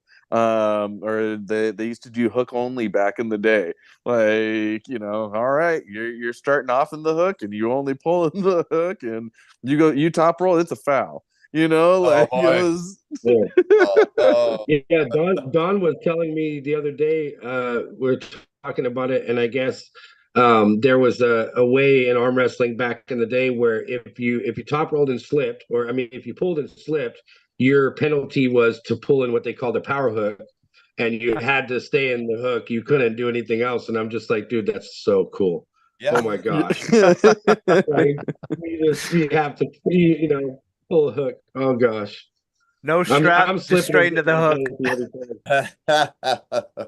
Well, Yeah. that was before they had the strap. They didn't, you know, or they were Right. working on something like that. And the only because if you had two guys going for the top roll the entire time, they would just keep slipping. So it was like, well, you know, now it's just it seems like it's intentional, like you're running from the guy, you know. And so it was like, yeah, you had to pull in the hook because that was the only way you could guarantee that those dudes weren't going to slip. Right. Right. He said there was also a glove, like I can't Oh, picture it, but he said there Yep. was a glove that they used to have to wear instead of a it strap. was I'm like, it wow. was weird looking. It was really weird looking. And the problem with the glove was you would have big ass dudes like Cleve Dean who have this gargantuan hand show up, and it wouldn't fit in the glove that they had, you know. So what do you do if that's the case?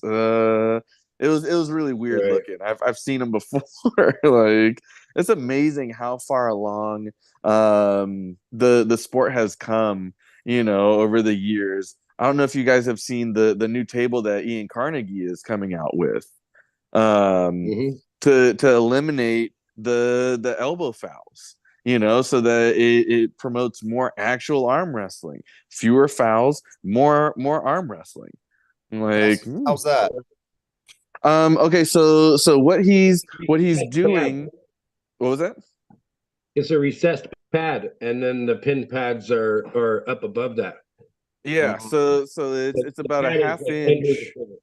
Yeah, so unless your elbow pops up above the recess, you can Oh, bobble it like in Okay. there, but you get like a half inch or like a 3/4 inch or something like that. So as long as you're still underneath that, right, like that kind of like plane, you're still good.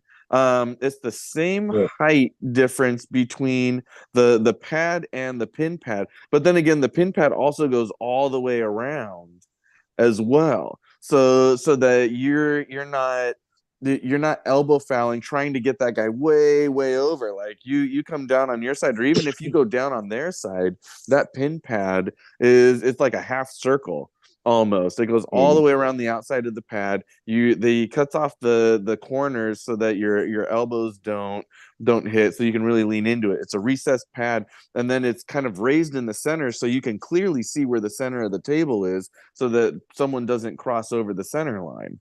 That's my new Yeah, It's favorite. it's actually it's a really cool looking table in my opinion.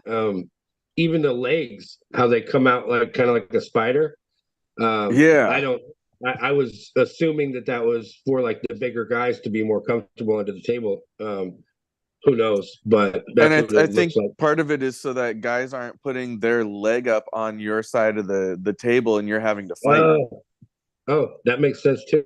Yeah, Yeah, more yeah. more just pure arm wrestling, you know, like just who's the better arm wrestler and not who's got the better grip or setup, who's able to, you know, because you can't push the other guy off because it's in that little recessed pad, you know. Yeah. So Right.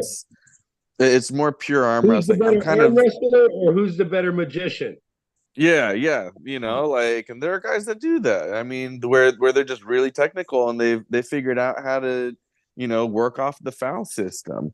And that's not what arm wrestling should be about. Like, I'm all for taking advantage of the rules and figuring out different things, like, and that's how the sport develops. You look at the King's move, and at first the King's move was everyone, oh, you're cheating, you're using a bone lock, you're blah blah blah blah blah, right? But now it's a legit technique, and it's like now there's all sorts of different techniques about the King's move.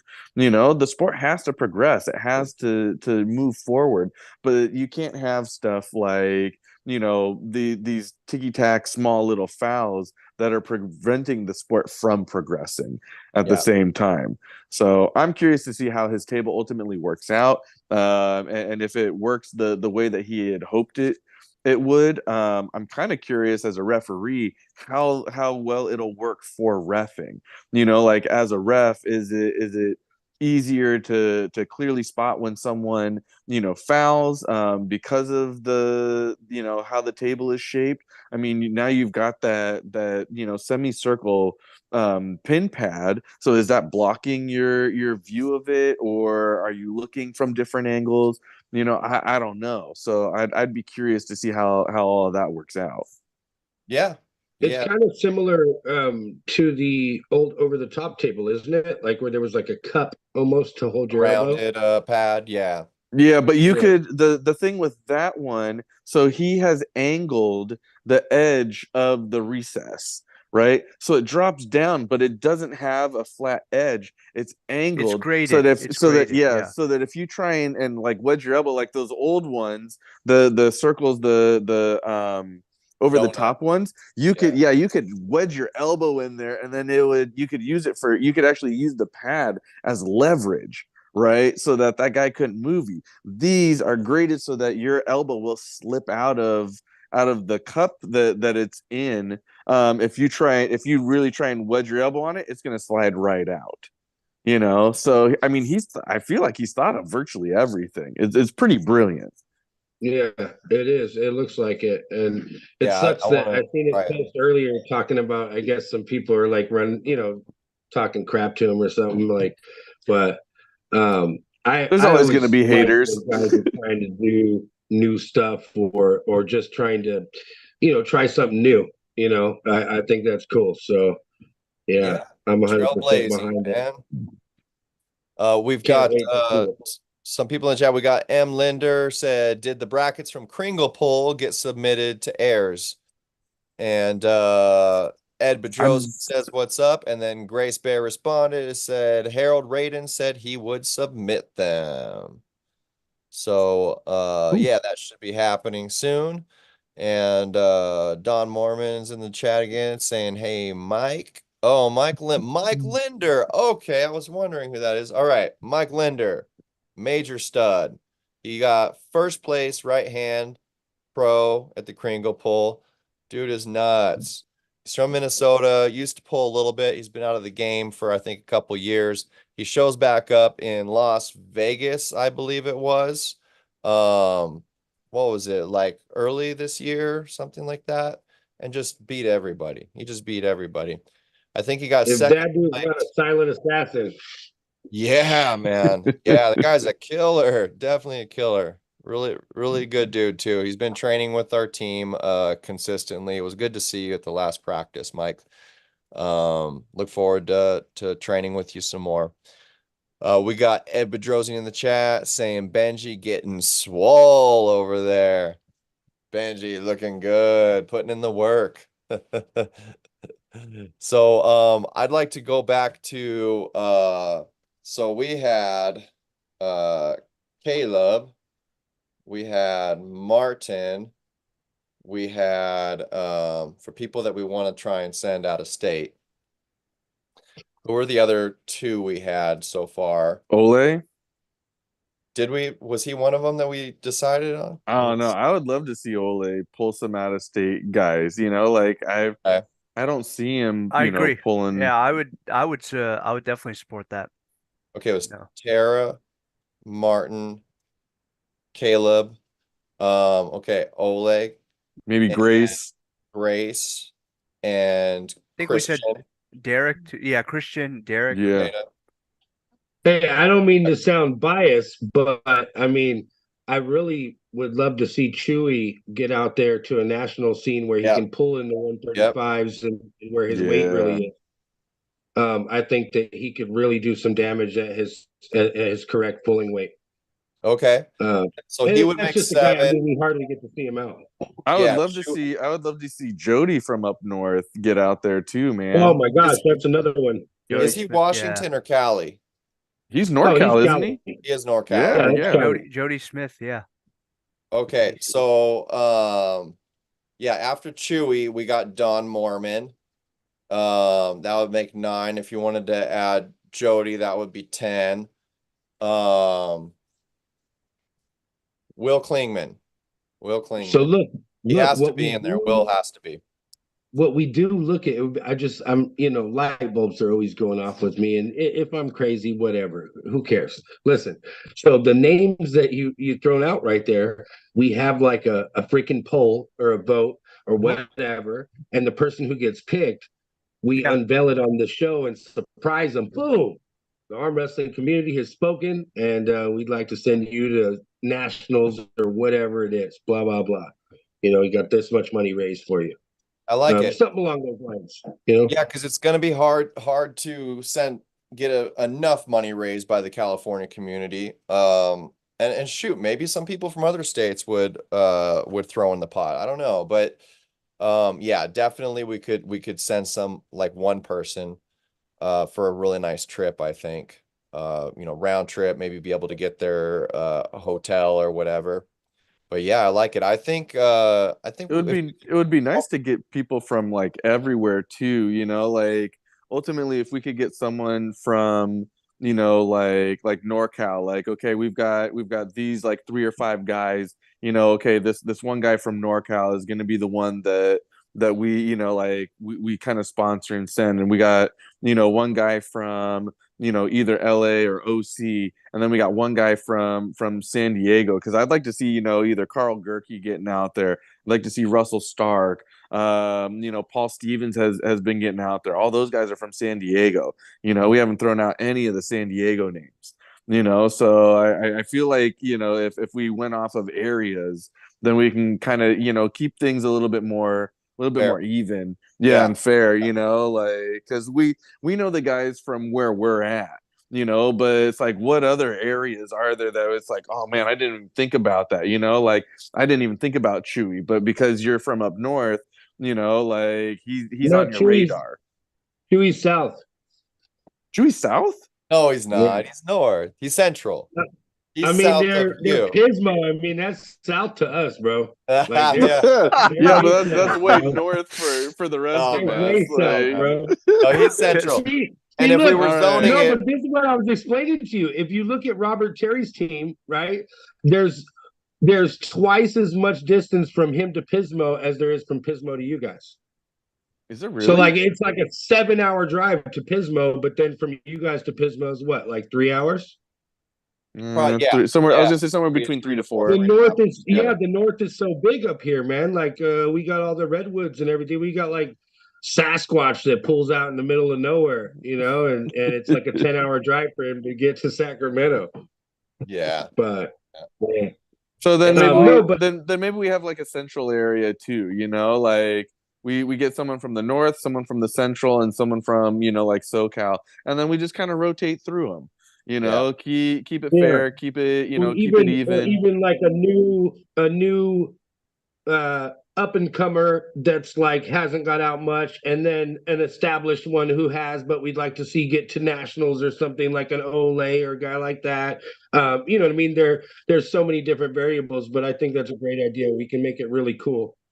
And I like that too. Like maybe some up and comers, we just sponsor them for some local stuff. Like, Right. hey, we'll Right. cover your Like a your state entry fee. championship or- Yeah, we'll cover Right. your entry fee, to go pull amateurs, like, or if you guys have a tournament that's up north and they're from down south, hey, we'd love for you to go up there, so we'll cover your Airbnb, and your entry fee. And then we can sponsor more people with that because it's not costing us hundreds of dollars in flights and all the other stuff, hotel fees, etc. But I also agree, like getting someone like Ole to some of these other out of state tournaments, because he'll show up to most of the in-state ones, but it's like, all right, what's it going to take to get someone like him to go out of state so we can see where like I don't know where he ranks. I mean, he crushes most dudes in his weight class in the state. Well, let's see how he does out of state. Like let's see where he's really at. When it comes down to it. Like David Eggian was like that. If he hadn't shown up to Arizona State, he wouldn't be on anyone's radar. Yeah. But then he goes out and he beats Adam Warzinski, and now everyone knows who he is. We got to get guys like that out of state. We got to get them pulling some of these big name dudes, showing up to nationals, showing up to Vegas or Reno or whatever it is. Like get them out there. When I seen David Ingen, I don't know how to say his last name correctly, but when I seen him beat Bill Lox's son at the Nationals this last oh my gosh, I was right there. I said, dude, this guy he's gonna be it. Like he just had that insane look. Oh my gosh. Yeah. Oh my gosh. And he's just such a machine. right. He's such a machine. But my favorite thing about Vosgin's whole group of guys is when they show up to a tournament, they look okay. Remember the movie Cool Runnings? Yeah. We're Jamaican bobsled. They're the Swiss team. They're the Swiss team, right? They show up like they're just ready for war. They're not talking to anybody. They're just looking at, they're impressive, man. It's super impressive. And he just goes out there and kills it. And then you're right, like Arizona, when I watched that, I mean, I couldn't believe it. I'm like, okay, so I mean, that means that he definitely needs to be at East versus West or something, right? I mean, at least like something to see, like top guys right there, or something like that. I mean, because we've got guys like Dallas, we've got guys like Mika showing up to that sort of stuff. Why not have David Eggian's beaten both of them? Why not have him at one of these things that just like an exciting up and comer? People just don't know who he is. Yeah. Right. I'm thinking at least 20 names. I'd like to put it out there to the community. Maybe we could do it on the California Armwrestling League page. And just throw it out there and start collecting votes. The important thing to me is a lot of the people, if we're leaving this to the community to put together votes for zones, we're talking 3 arm wrestlers. Well, are we going to separate it though? Are we going to, do it for women too? I don't know. If we're thinking in the north, that person might be Terry. Dude. I'm sorry. So when Crispin said something, you guys are talking about the BMB, how cool would that be if you do it like the show, like Ultimate Fighter, right? And you have like these 3 or whatever people that we've nominated, and we have them all go to this BMB that we rented, travel together, this and that. It builds more camaraderie, unification, and they're representing something together. I think that would be a really cool thing to build on. Like it. I really do. Like it. I agree, man. That'd be rad. So send like 3 guys to or 3 people to Arizona. Hey, we'll cover your guys' Airbnb, and then maybe we do take someone from north, central, and south, and like you're saying, that just builds that camaraderie of, hey, we're California. It's not just we're not just San Diego, or we're not just Pismo Beach or San Fran or whatever. It's like, no, we're showing up as California when it comes down to it. Yeah, the whole reason I pushed this little like call outs thing, at the different practices and stuff, is because of completely building a rapport between people. And a lot of them, it's okay, but they're like, "Hey, Josh, can you like do the match for me and find me a match or whatever?" And it's like, yeah, but the whole purpose is because I want you to go and message that guy and say, "Hey," and then build a relationship. Each one teach one. It might only get 1 or 2 guys that do it each time, but relationships have been built and numbers and contacts have been shared, and slowly but surely, man, that gap is getting smaller and smaller. And something like this, we could really, really bridge the gap. And who knows? And we might build lifelong friends by sending a couple people together on a trip. Yep. And I think it helps having, people like you, Josh, that can somewhat at least bridge that gap, because maybe you're one of the heavyweights up in NorCal, but you don't really travel to SoCal very often, and you don't know who's down here, so they go, hey man, can you get me a super match with a guy who's, around 240 or 260 or whatever it is, 380 pounds, like whatever. And it's like they don't know who's out there, but then you get them matched up with someone, and then that's one more person that they know now, and that they connect with, and they go, oh man, I got someone on my team that, like, oh, you guys got a guy at 165 that's a badass. Yeah, we got one too, maybe we should set them up, and just getting more of that interstate camaraderie, but it takes people like you that kind of bridge that gap. I know you come down here fairly frequently, so the people that are down here, and you can say, hey, all right, or the people who lead the team, and go, yo, do you have a guy, like, this is where my guy is at. Realistically, maybe he's not one of the top pros in the state, but he's definitely above an amateur, so do you have anyone that's kind of between that pro amateur around this weight class that might be a good, like good competition for him, and so I think the more people that we have that can bridge that gap and set those up, and I think that's part of why North versus South was so brilliant, was because a lot of these guys didn't even know that the other dude existed, until they was like, oh, you got a super match with so and so. They're like, I don't know anything about it, but sure, I'll pull him and see what happens, and that built a lot of that interstate camaraderie. Yeah, a lot of the cool part about that was we were fortunate enough to make like our own little, page where it was Derek, Tony Tomlinson, Fisher was on there, a couple other, team captains, and we kind of all compiled a list of the guys that we had available for the event. And then each captain, Derek especially played a big part, would tell, where these guys were at. Like, this is their level, this is how long they've been in, this is who they should be against. And we all kind of butt our heads together to, come down with the final list. And even if you look at the North versus South, with 53 super matches, the score only reflected a 2-point differential at the end. That's like crazy.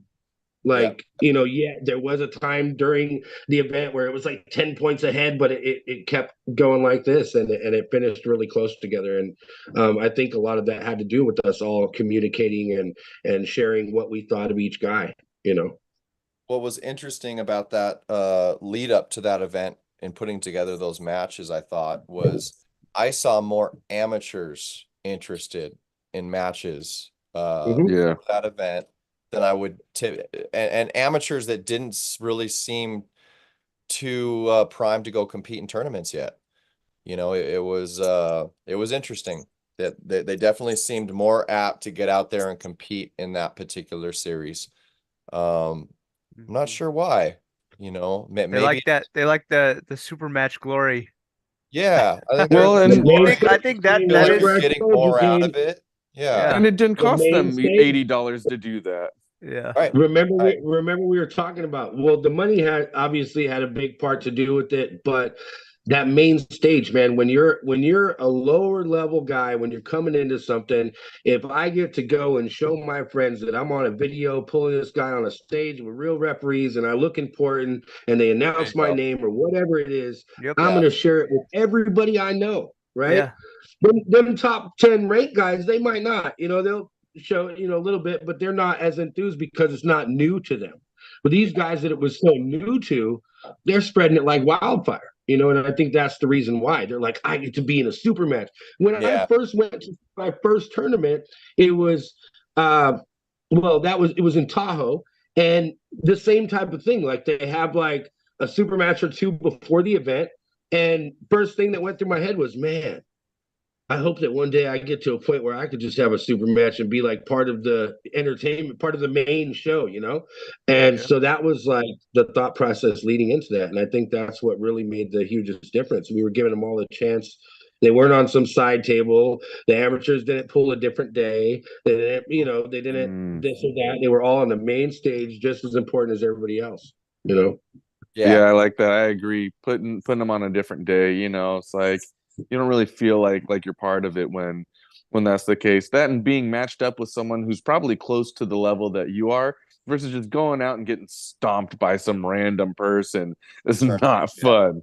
You know, like Right. there's nothing to be had. And I think sometimes there, you know, like there's very little to be learned from that outside of, damn, I just got to get a lot stronger, you know, like going and getting crushed by Ole right and left hand is not fun for me, you know, and I don't want to be wasting money It's not fun for any of us. Well, yeah, no, I get that. There's a lot of us too. There's a lot of us too in that group getting crushed by. Yeah, pretty much everybody in California, you know. Yeah. Yeah, when you're jumping from amateur to the open or pro class, that's kind of the hardest part, I think. You know, if you're in amateurs, you can actually feel like you're arm wrestling sometimes. You know, you can have a bunch of matches. You don't go 0-2, but that gap between those two, it's tough, man. It is.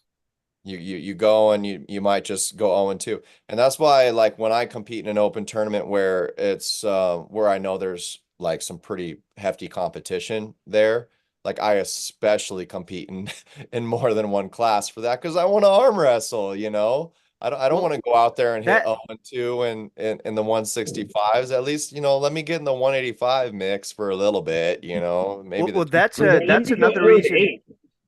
What? That's another reason for you know, this idea of less frequent but much larger tournaments, right? Because imagine if there's so many small little tournaments, but you really want to prep for and show up for one of them, right? And do your best at whichever one. It's hard to do that if there's like one every 2 weeks or even one every month, right? You want to have the best possible, you know, day that you can have, and to do that you need a prep, right? And if you know it's going to be big enough and you know there's going to be a lot of people, I think that just gives you more incentive in your head to prep harder and not have to worry about, oh, I'm beat up at this tournament, or I got beat up and in a month I got to compete again. And it's hard. At least that's how I see it. I like to take these longer, you know, blocks where I can prep and show up my best, even if it means less total tournaments. Right. Anything else feels like going to practice to me. You know, Yeah. if like, oh, there's a tournament in 2 weeks. You going? It's over in this spot. You know, I'm like, all right, maybe for practice, I guess. You know, Or if there's a guy that's beating you every time, you're saying, you need time in between so that, you know, if it's 6 months, 9 months down the road, a year later, you're like, I might have something for him now. You know, like I want to see where I'm at. Like you're saying, you need that training time. You need that time to go, all right, maybe I got something for him. I heard he's gonna be at this tournament. I'm gonna show up just to try and take that guy out, you know? And but like you're saying, if it's like, oh well, I gotta pull him next month, and well, between now and then, there's no way I'm gonna get that much stronger to beat him next month. And if it's every single month, then that gets discouraging, you know? So if you can, you know, like have more time in between that you can train, get stronger, you know. I think that was one of the biggest things that I got from Jamie Sheldon was, you know, just showing up to practice less frequently, you know, or when you do practice, it's a very organized practice. You know, we started doing that at the compound where you know, okay, practice is going to be 3 hours, right? Hour number 1, we're working the hook, right? Hour number 2, we're working top roll. Hour number 3, we're working press. And we're not going 100%. We're actually working on something. We're working the technique. We're letting the other guy work so that they can improve and we can improve ourselves as well. So, you know, but so much of it, like Jamie only shows up to an actual practice and pulls like that maybe once a month. And the rest of the time is gym time. That's where you're going to get stronger. You know, for the amateurs, you might need that table time to work your technique, but you get to a certain point where the gym time is way more important than table time. And if you're showing up to practice once a week and just killing yourself in practice, you're not going to get stronger unless you're some weirdo like, you know, Caleb Armbender that just never shows up to the gym and only does, you know, table time. But that's not normal, you know. and he's young. He gets to heal quick. Look, speaking about that, with the arm benders, like the OGs there, I mean, they've been they're really big on rehab being just as valuable as your practice or whatever itself. For 30 years, they've only met every 2 weeks. They don't do every week. They don't do twice a week. They don't do anything like that. And every 2 weeks when they meet up, it's literally like a tournament at that garage. I mean, they pull hard with everything they have. They're going to war. They're training different guys that are working towards their matches, training with Mike McGraw and the different guys. But it's like war, and that 2 weeks in between, icing your arms, rehabbing, not doing anything, blood flow at the least, whatever. But yeah, they're really adamant on that, and I think that a lot of now, because of the YouTube and a lot of people being inspired by Devin and things like that, they're like, oh, I need to pull 3 times a week or whatever, which, I mean, I caught myself doing for quite a while. I was going to 3 practices a week. I would go here, the arm benders, go to different, driving a couple hours to just go check out new places. And I was like, okay, I got to sit back and stop doing that. I think that the tear down, is never going to build up if we don't let it, right? Because we're just tearing down on top of tearing down and compound, like, tearing down our muscles. We're not giving them time to heal. That healing process is when we actually get the strength, right? So whether it's gym and Devin's not, an anomaly. Like that's not normal, and like you're saying, he didn't always train or pull this way. I know, he was I'm like, dude, he's been training for 30 years every day of his life, and this is now what he does now. Okay, this is like, you can't just jump in and be like, okay, I'm gonna do a 1 rep, set it down, walk away. That's what Devin does. I'm gonna beat LeVon. Like, it's not happening, right? So, and with someone like Devin too, who the reality is, he's the best, meaning that everyone below him who he's practicing with is far below him, meaning that there's no one, unless he really wants to put himself in a position where he's getting beat up, that's not going to happen. It's not like where we go max out, or like go max where it's a guy of similar or even stronger levels.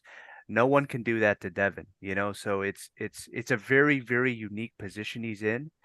And the way he's not redlining at practice like we are. Yeah, I remember, I can't remember who said it. I think maybe Derek might have said somebody asked him like, oh, like, is there, can anybody just train like Devin? And he was like, even Devin couldn't train like Devin if his training partner was LeVon, Gennady, and like the top level guys. Imagine if he's training with them and he is redlining. I doubt he could still keep that up. Right.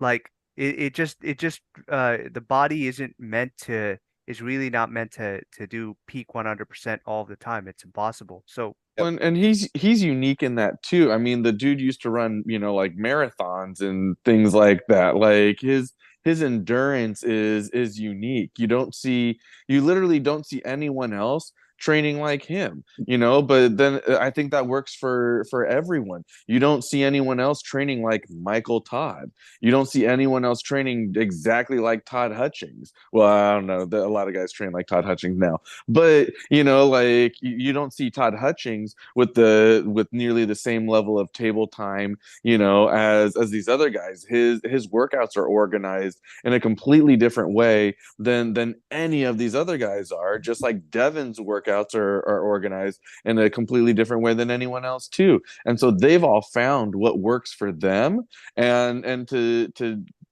cater your training to the way that has worked for someone in such a unique way. Like Devin's not the side pressure king.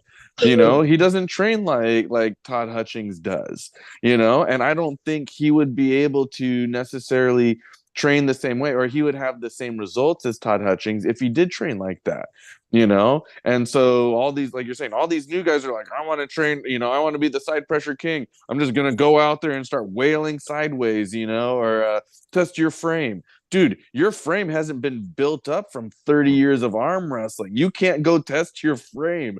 You're gonna break your frame if you do that. Like, it just doesn't work that way.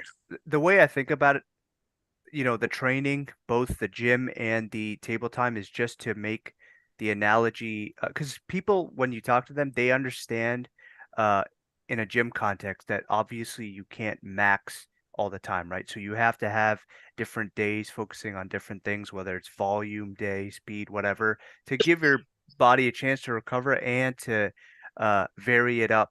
So you're working on different things. And when it comes to table time, let's say that somebody for whatever reason didn't have access to the gym or they didn't go. The best way to think about it for them, if they want to do multiple times in a week, is to have the same analogy where you have if let's say you want to do twice a week table time, same thing. You don't max out both of those times. You do a very, like you said, Crispin, like an organized 40 to 50% where you may just be working through a move, 40%, 50% pressures, and the other day maybe is more intense type of thing. It has to work the same way as conceptually, like with the gym when you vary all these things. I think once you get that through to people, then they start to understand, like, okay, so I have to think about this in the same way as the gym. That's how I can incorporate, if I wanted to, multiple tables time sessions in a week. I was actually thinking about writing about this. I think it's good for people to know because you have both people who want to try different things, like people all gym or just all table time, and they want to do it multiple times a week. And I think there's a place definitely for both. You just have to figure out how to do all that. Giannis Amelins kind of talks about that, where he talks about how their practices are structured and how they're only doing 30%, 40%.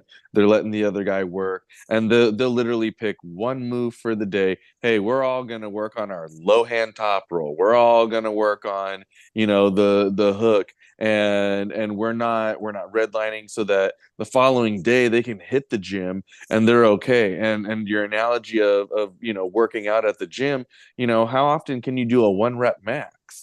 Like, you can't be doing a 1 rep max 2-3 times a week.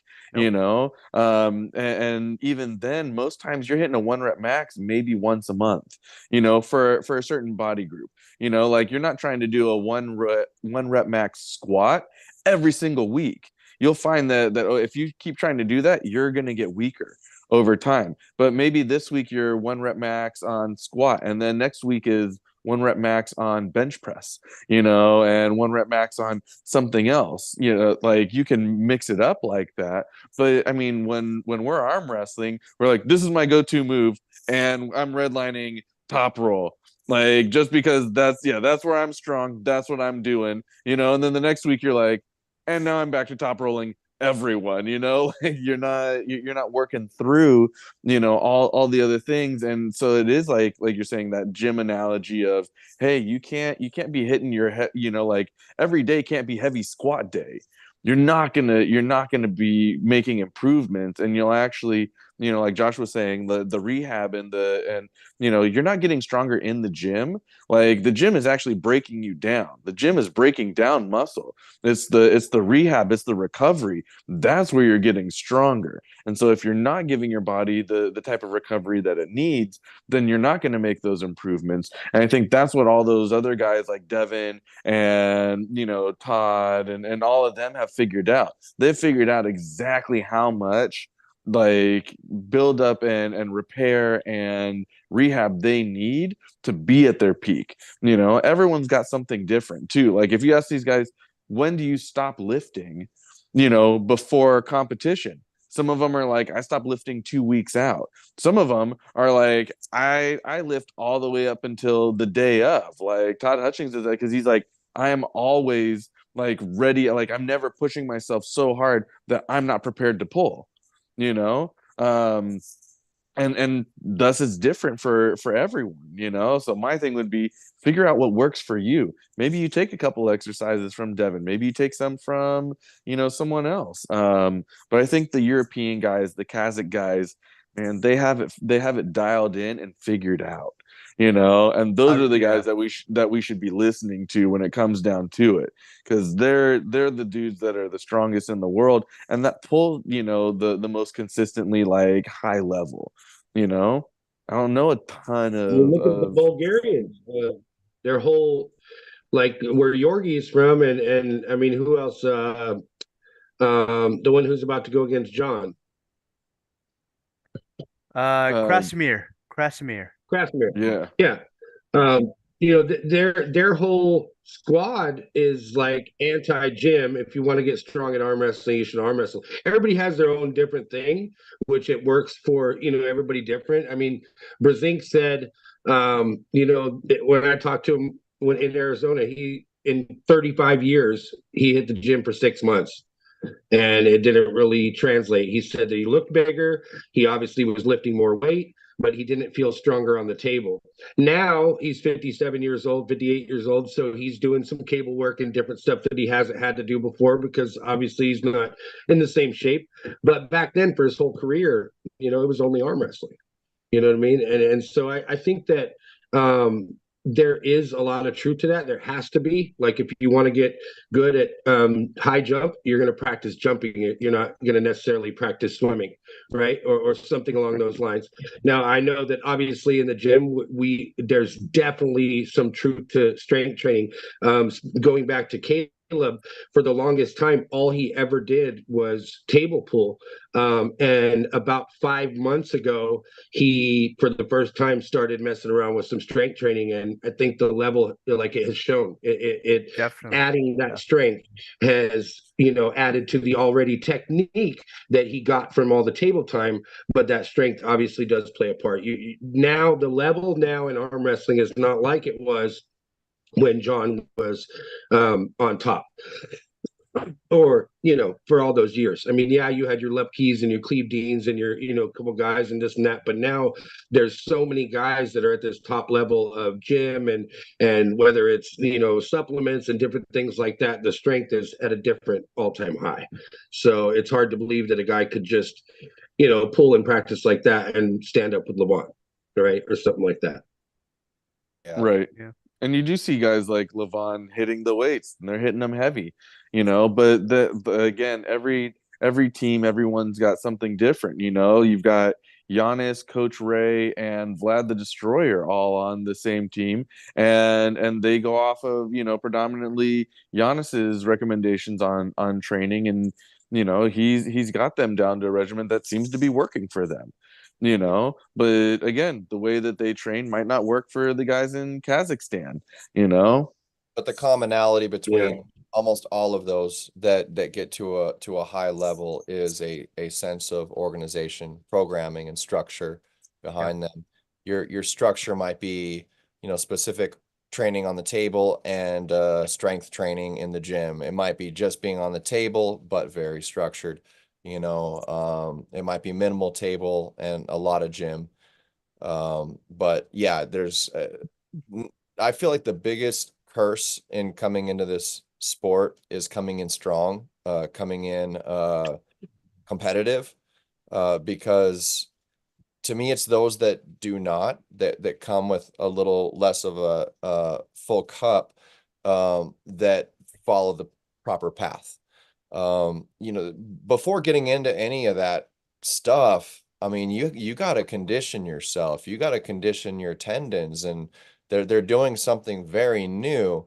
So there's a couple years there at least for a lot of people to really get those conditioned to be able to start following a path of strength training and articulation on the arm wrestling table. So people that come in more competitive, it can be a harder road because you're not seeing that proper marathon path. But yeah, like any of the newer people that I talk to on my team, typically I like them taking direction from people that are in that 4 to 6 year area. And the reason why is because they have a very close relationship to where they are. They have a very close relationship to where they're going. And when higher level arm wrestlers are coaching, a lot of times they can get disconnected with what it was like to be a brand new arm wrestler, in the same sense that these new arm wrestlers that are watching everything that Devin's doing and everything that Todd Hutchins is doing is it's a major disconnection, you know. They're so often like completely different universes, and yet trying to go after this. So yeah, and one thing that people don't know, I feel like with Devin, you know, anybody that hasn't practiced with him is yes, he's got really good endurance, and yes, he is stronger than pretty much anybody, you know, 99% of the time that he goes to practice with. But I hear a lot of people say Devin always lets people get into their power.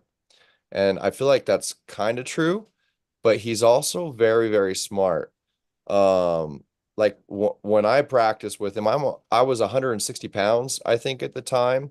And yeah, he wasn't trying to slam me or pin me or anything like that. But down to like micro movements, he did everything to keep me out of my power. You Yeah. know, he's That's very smart that way. And you have to be able to do that to be pulling every day. The next day, he went to Mendy's gym and practiced with all of those people, you know, and there's strong people there. It's yeah, to me, it's not just because he's like so much stronger than everybody and he's just got this insane endurance. He's very conditioned and he's very smart. There's little things he's doing that people yeah. don't realize on camera and stuff like that, that he's very articulate, very smart and technical to keep them out of that place that's going to break him down in that practice. Yeah. And like Shaildhish said, I think there are very few people that can really challenge him in that way. So he's happy to be in a position where, you know, some 160-pound guy can be going full bore and he's like, Mhm. you know, but Yeah, then again, he's not letting you just like press, tear like into him. try and Yeah, press through him. He's like, right, "Meh," right, he's gonna right. pull your hand out. He's gonna, you know, he's gonna tweak something. He's gonna move in ways the you know messes with you and makes it does make it difficult to really put that 100% you know force on him. You know, he's not going to let Mega Mike just go pull him into the hook right into where he's powerful. He's going to be like, I'm going to crack your wrist back a little bit and see if you can try and hook me there, or I'm going to tweak you this way and good luck, you know, like yeah, okay, we're in your hook, but we're not 100% in your hook. We're kind of just outside of that so that I can, you know, kind of fiddle with it and not have to, you know, really like work as hard. I would be interested to see like when he does, you know, kind of if he ever did practice with guys that were even remotely close to his level. And I know that's hard to find, just like for Derek Smith. You know, there aren't a lot of guys that can replicate what he might be going up against. You know, oh man, this guy's got a world-class top roll, so who can I pull from in Southern California that has a world-class top roll that could, you know, give me something, you know. The good luck with that, you know. And that's why he's willing to hop on the table with all these little dudes and just say like, yep, okay, yeah, do your thing. And when he's done, he's like, okay, I'm done, blah, you know, and turns you over, and then that's it. And he's like, okay, next guy. You know, he can get away with that, and I'm sure he could practice every day against guys like that if he wanted to, but he also doesn't get a benefit from it. You know, he's not getting stronger from that. And so I think that's why, you know, Devin can get away with all these crazy lifts because again, he's not being broken down by the little dudes, you know, and I'm sure he doesn't have nearly as many training partners either that can really push him to that level. And so he does rely on the gym time for it. Right. Yeah, I've been curious about that theory. I've seen guys at, you know, mediocre levels or so that will like start up a team and everything and get way stronger. You know when you're starting a team, usually you're stronger than everybody that's coming into that team because they're all brand new, you know. Right. And so I kind of I wonder though, sometimes, you know, can you get exponentially stronger from never getting, you know, too much force being put on you and you having the ability to put them in places where they're putting just the right amount of force. But That's a good I question. I think yeah, I think it, as far as strength goes, I think you also have to be supplementing it with gym time because if you're you're only doing that, then just general like adaptation wise, your body won't recognize or feel the need to get stronger. You will become more efficient of an arm wrestler because you're just on the table constantly practicing the skill itself. Right. But the strength part of it, I think that also has to be a very specific adaptation that you do either in the gym or in a very structured way on the table. But the primary thing is that you have to have the body go to those very high intensities to be able to induce that adaptation, right? And So, and I hope he feels like I'm not calling him out or anything like that. Or that I'm talking shit or whatever. But Joey from Black Elbow, I feel like he's a pretty good example of that, because where he started where he was at when he started his team and where he's at now is like drastically different, and I mean he's gotten a lot stronger, since starting that team and having to do that. Now, I also think that on the technical side, because he hasn't been pulling, like there weren't guys on the team that challenged him technically or could put him in those positions, his technicality suffered, but his strength went way, way up. Because he had to, like you're saying, he had to be the strongest guy on the team. Because if you're losing to someone else, it's kind of rough. Right. And so it is kind of interesting to see. But I know he was also putting in a lot of gym time.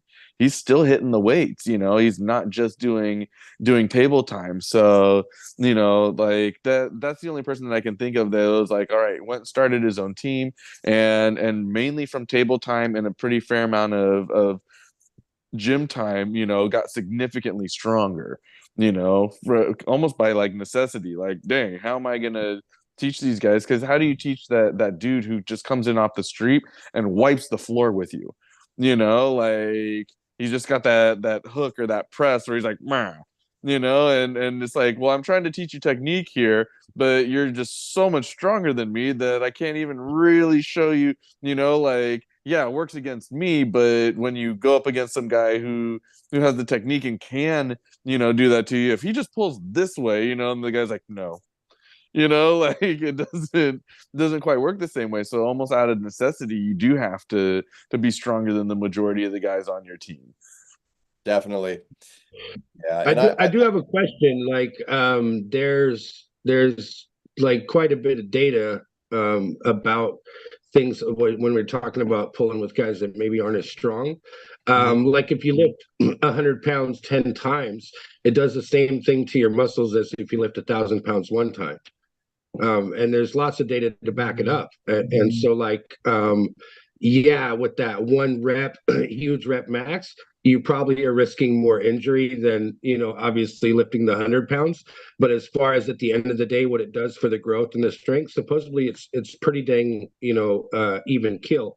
And yeah, I'm just wondering like what you guys think about that. So do you think that there's no way that if you're working with guys that are maybe not as strong that you can't also reach a certain level if you're doing a lot more repetition? I'm gonna have to like disagree with you on that one, just because okay, for example, let's take Derek Smith, right? I don't think him training with 50 dudes who are 160 pounds, if all of them go all out in a practice, that when he goes up against one of these guys from East versus West, that he's just going to be so much stronger, because rather than going and lifting, like curling 200-pound dumbbells, he's, like working the hook against, 50, 160-pound dudes. I just don't see that happening. I think there's a percentage that has to be met, so if you want your squat to go up, doing 100 squats with a 5-pound dumbbell, isn't going to get your max squat up, like to a certain degree. Like you have to, maybe if just for easy numbers, your max squat is 100 pounds, right? If you want to get above 100 pounds, you might have to do 10 squats at 60 pounds or 70 pounds. It's got to be a certain percentage of whatever your 1 rep max is, because I think if it's too low, you could do squats with 10 pounds all day, and I don't think your 100-pound max is really going to go up. Your endurance will, but your muscular endurance will go up, but you're not meeting a certain threshold to increase that max, like 1 rep max. I agree, and it's because strength is although obviously the muscle has to be recruited to move, to produce force, obviously, maximal force is a lot of it is neurological, meaning what you're actually training when you do strength training, meaning a very high intense whatever, is although it might not be building the same amount of muscle, you're training yourself neurologically to maximally recruit those muscles to be able to produce the most amount of force, which you would not be able to do if it was like super light, but you were doing a bunch of high reps, because the body at that point, when you're doing a bunch of light reps, it's thinking there's no like neurological, like heavy neurological demand. It's more so purely muscular demand, that the muscle needs to work harder and get bigger, not that my actual nervous system has to like get primed to recruit everything. And that's essentially so much of what strength is built on. It's not just bigger muscles and all that. It's the nervous system connection that you're building. Yeah. Right. Well, that's kind of why I brought it up, though, because the data says, you guys know who like Arthur Jones is and stuff like that? Yeah, I do. Or, okay, like and Mike Metzger and stuff. So like I was gonna say like, Mike Mentzer was the example that I was going to use. right, like super controversial training methods, but they work for them, this and that. But supposedly, according to the data, like we're talking about, I was saying that lifting 100 pounds 10 times is equivalent to the 1,000 pounds. The reason why is exactly because of the neurological thing, because at rep number 9 or 10, you are maxing because of the endurance that it's taken away from you and the stamina that is taken away from you. So it's that hard to lift that 10th rep. You're still that, reaching a max effort. So like with the Mike Mentzer stuff, like your weight is still increasing, even though you're pretty much going for maximal effort between 6 to 10 reps. Right. And right. so if your 1 rep max is 100 pounds, then what Mike Mentzer said was, you find that number, maybe it's 80 pounds, that you go and you squat 80 pounds and you can get between 6 to 10 reps. Right. And then you'll watch your 1 rep max go up. Well, if you get above that 10 reps, 12 reps, 15 reps, then you have to increase the weight to keep the rep range down, right? So your weight is still going to go up, but you're still reaching that max. Like that 10th rep should be a struggle, like virtually impossible. You barely get that 10th rep up. But then that means the next time you should be increasing your weight and resistance. And so that's why I'm saying there has to be that minimum, that you do. So yeah, so for someone like even then, that was Mike Mentzer's thing, was it's 6 to 10 reps.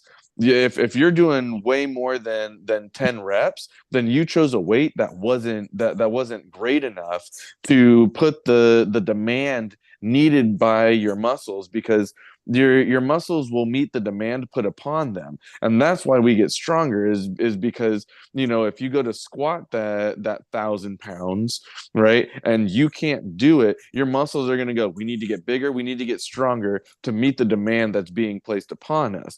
Now, whether that's 10 reps or 1 rep, you have to meet the demand. And so if you're not meeting that demand, then you're not going to increase in strength. And so like I said, with like someone like Derek, where if he's pulling all these little dudes that aren't getting him anywhere near that, doing 50 reps with curls, 50 rep curls with 5 pounds is increasing blood flow, it's increasing other stuff, but it is not going to there's not going to be enough demand put on the muscle to increase his overall like strength. Yeah, the adaptation you're working at that point is not to get it. You might be getting marginally stronger, but the main adaptation I would think is that you're getting better at curling more.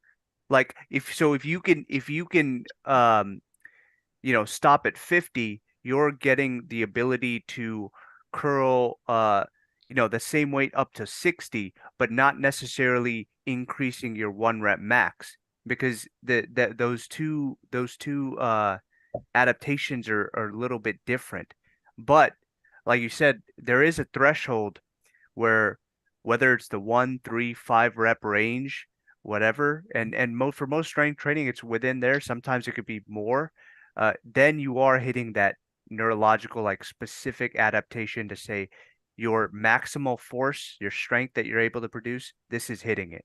Versus the other stuff, if you're just doing a bunch of reps, you might be getting stronger for sure, even towards the 1 rep max, just not as much with that strength training, but you're getting better at like something like muscular endurance, right? You're getting better at doing that specific thing, lifting that weight more times.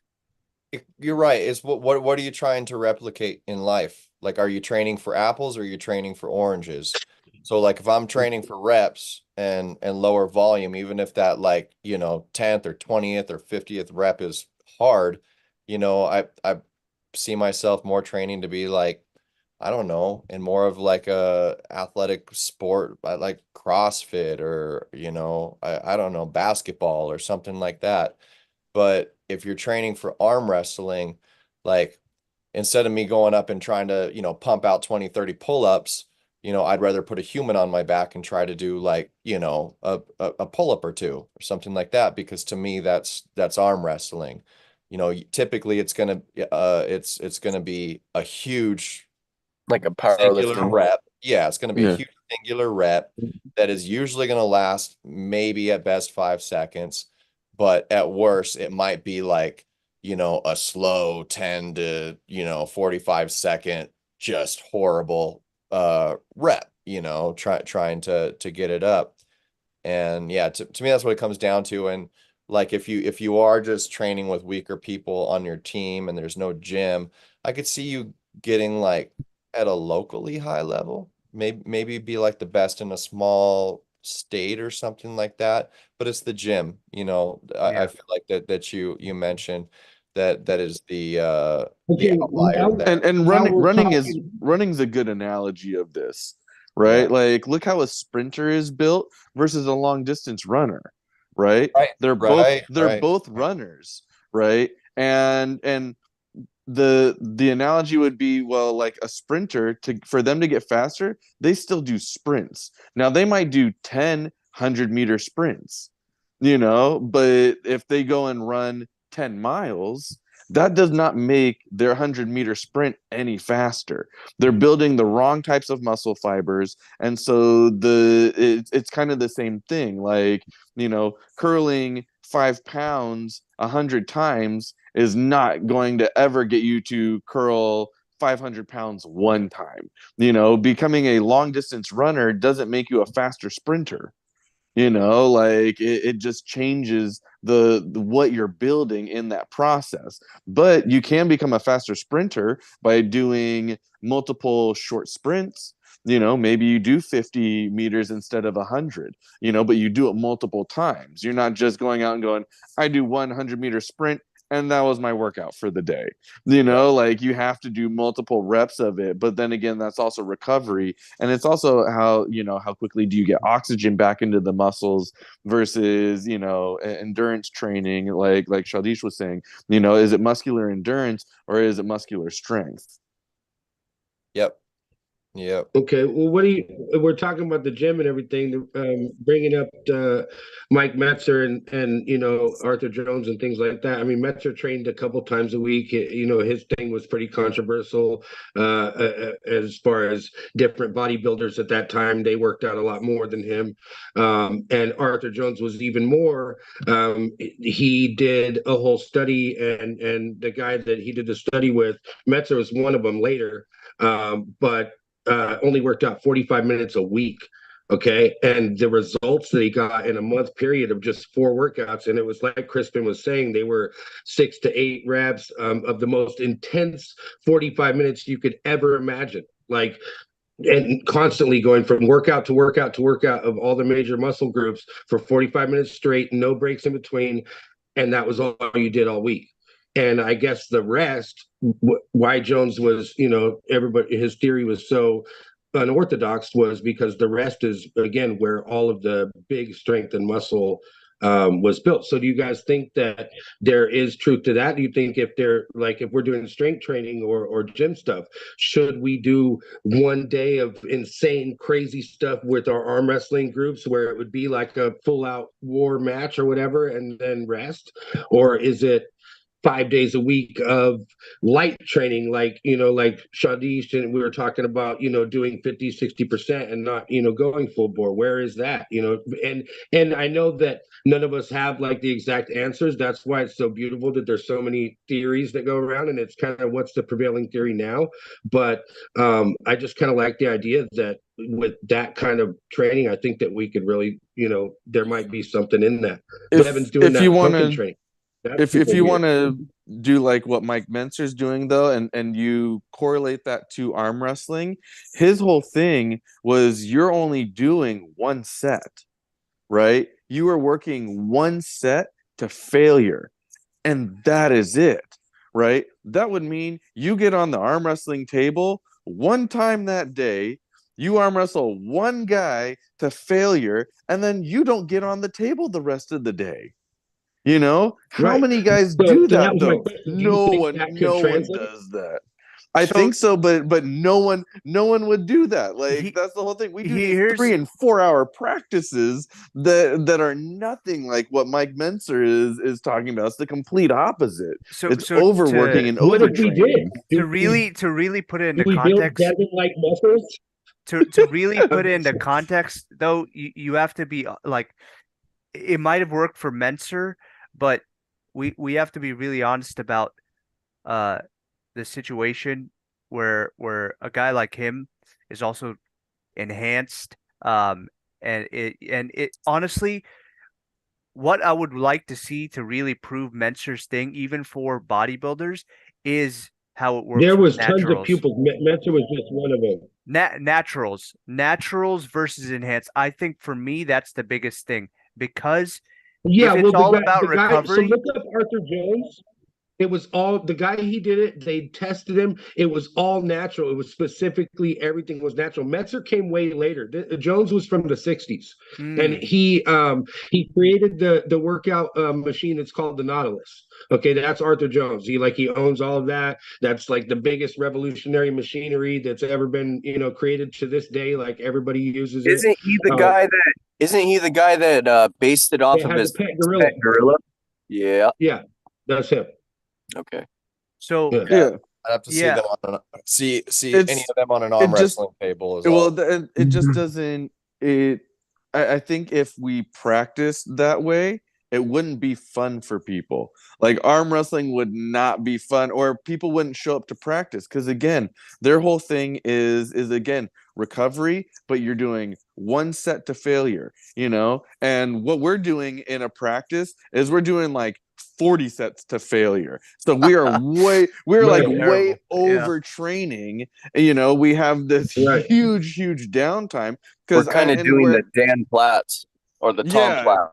The Tom Platts. Yeah, where it was just like, man, he just another set. You're gonna get the gold. Yeah, it's overtraining, and then we're not giving ourselves the recovery time needed to accommodate for that. Like when you do a 1 rep max, that's just it. It is a 1 rep max. When you've hit that max, you're done with that for the day. You're not waiting 5 minutes and then trying to hit another 1 rep max, and then waiting 5 minutes and trying to hit another 1 rep max. You're not doing it 30 times in a day. And that's what we're doing when we're on the arm wrestling table, is we go up against some guy.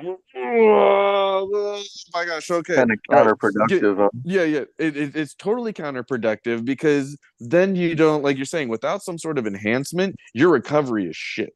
You have no way of recovering from something like that. Like hitting 51 rep maxes in a day, what's your recovery going to be like versus Mike Menser's? And even where I don't agree with Mike Menser was, he was like, you hit your 1 rep max once a month.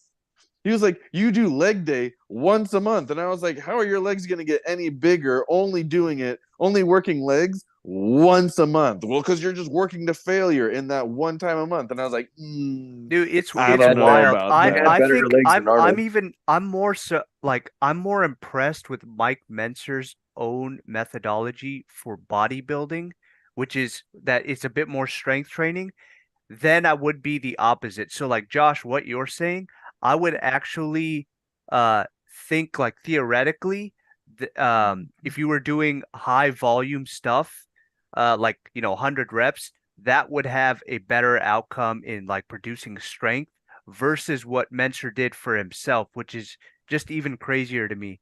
Because, dude, like we know how all the other bodybuilders train. They train high volume all the time, and it just Right. works for them. That's what the muscle needs to grow and get bigger. Not necessarily as strong as possible, but bigger. But he's doing the opposite. Okay. And it just makes it blows my mind that it actually did work for him. Um, But I agree with you, but Shaildhish, yeah, that but it worked for bodybuilding, but not necessarily like as a power lifter.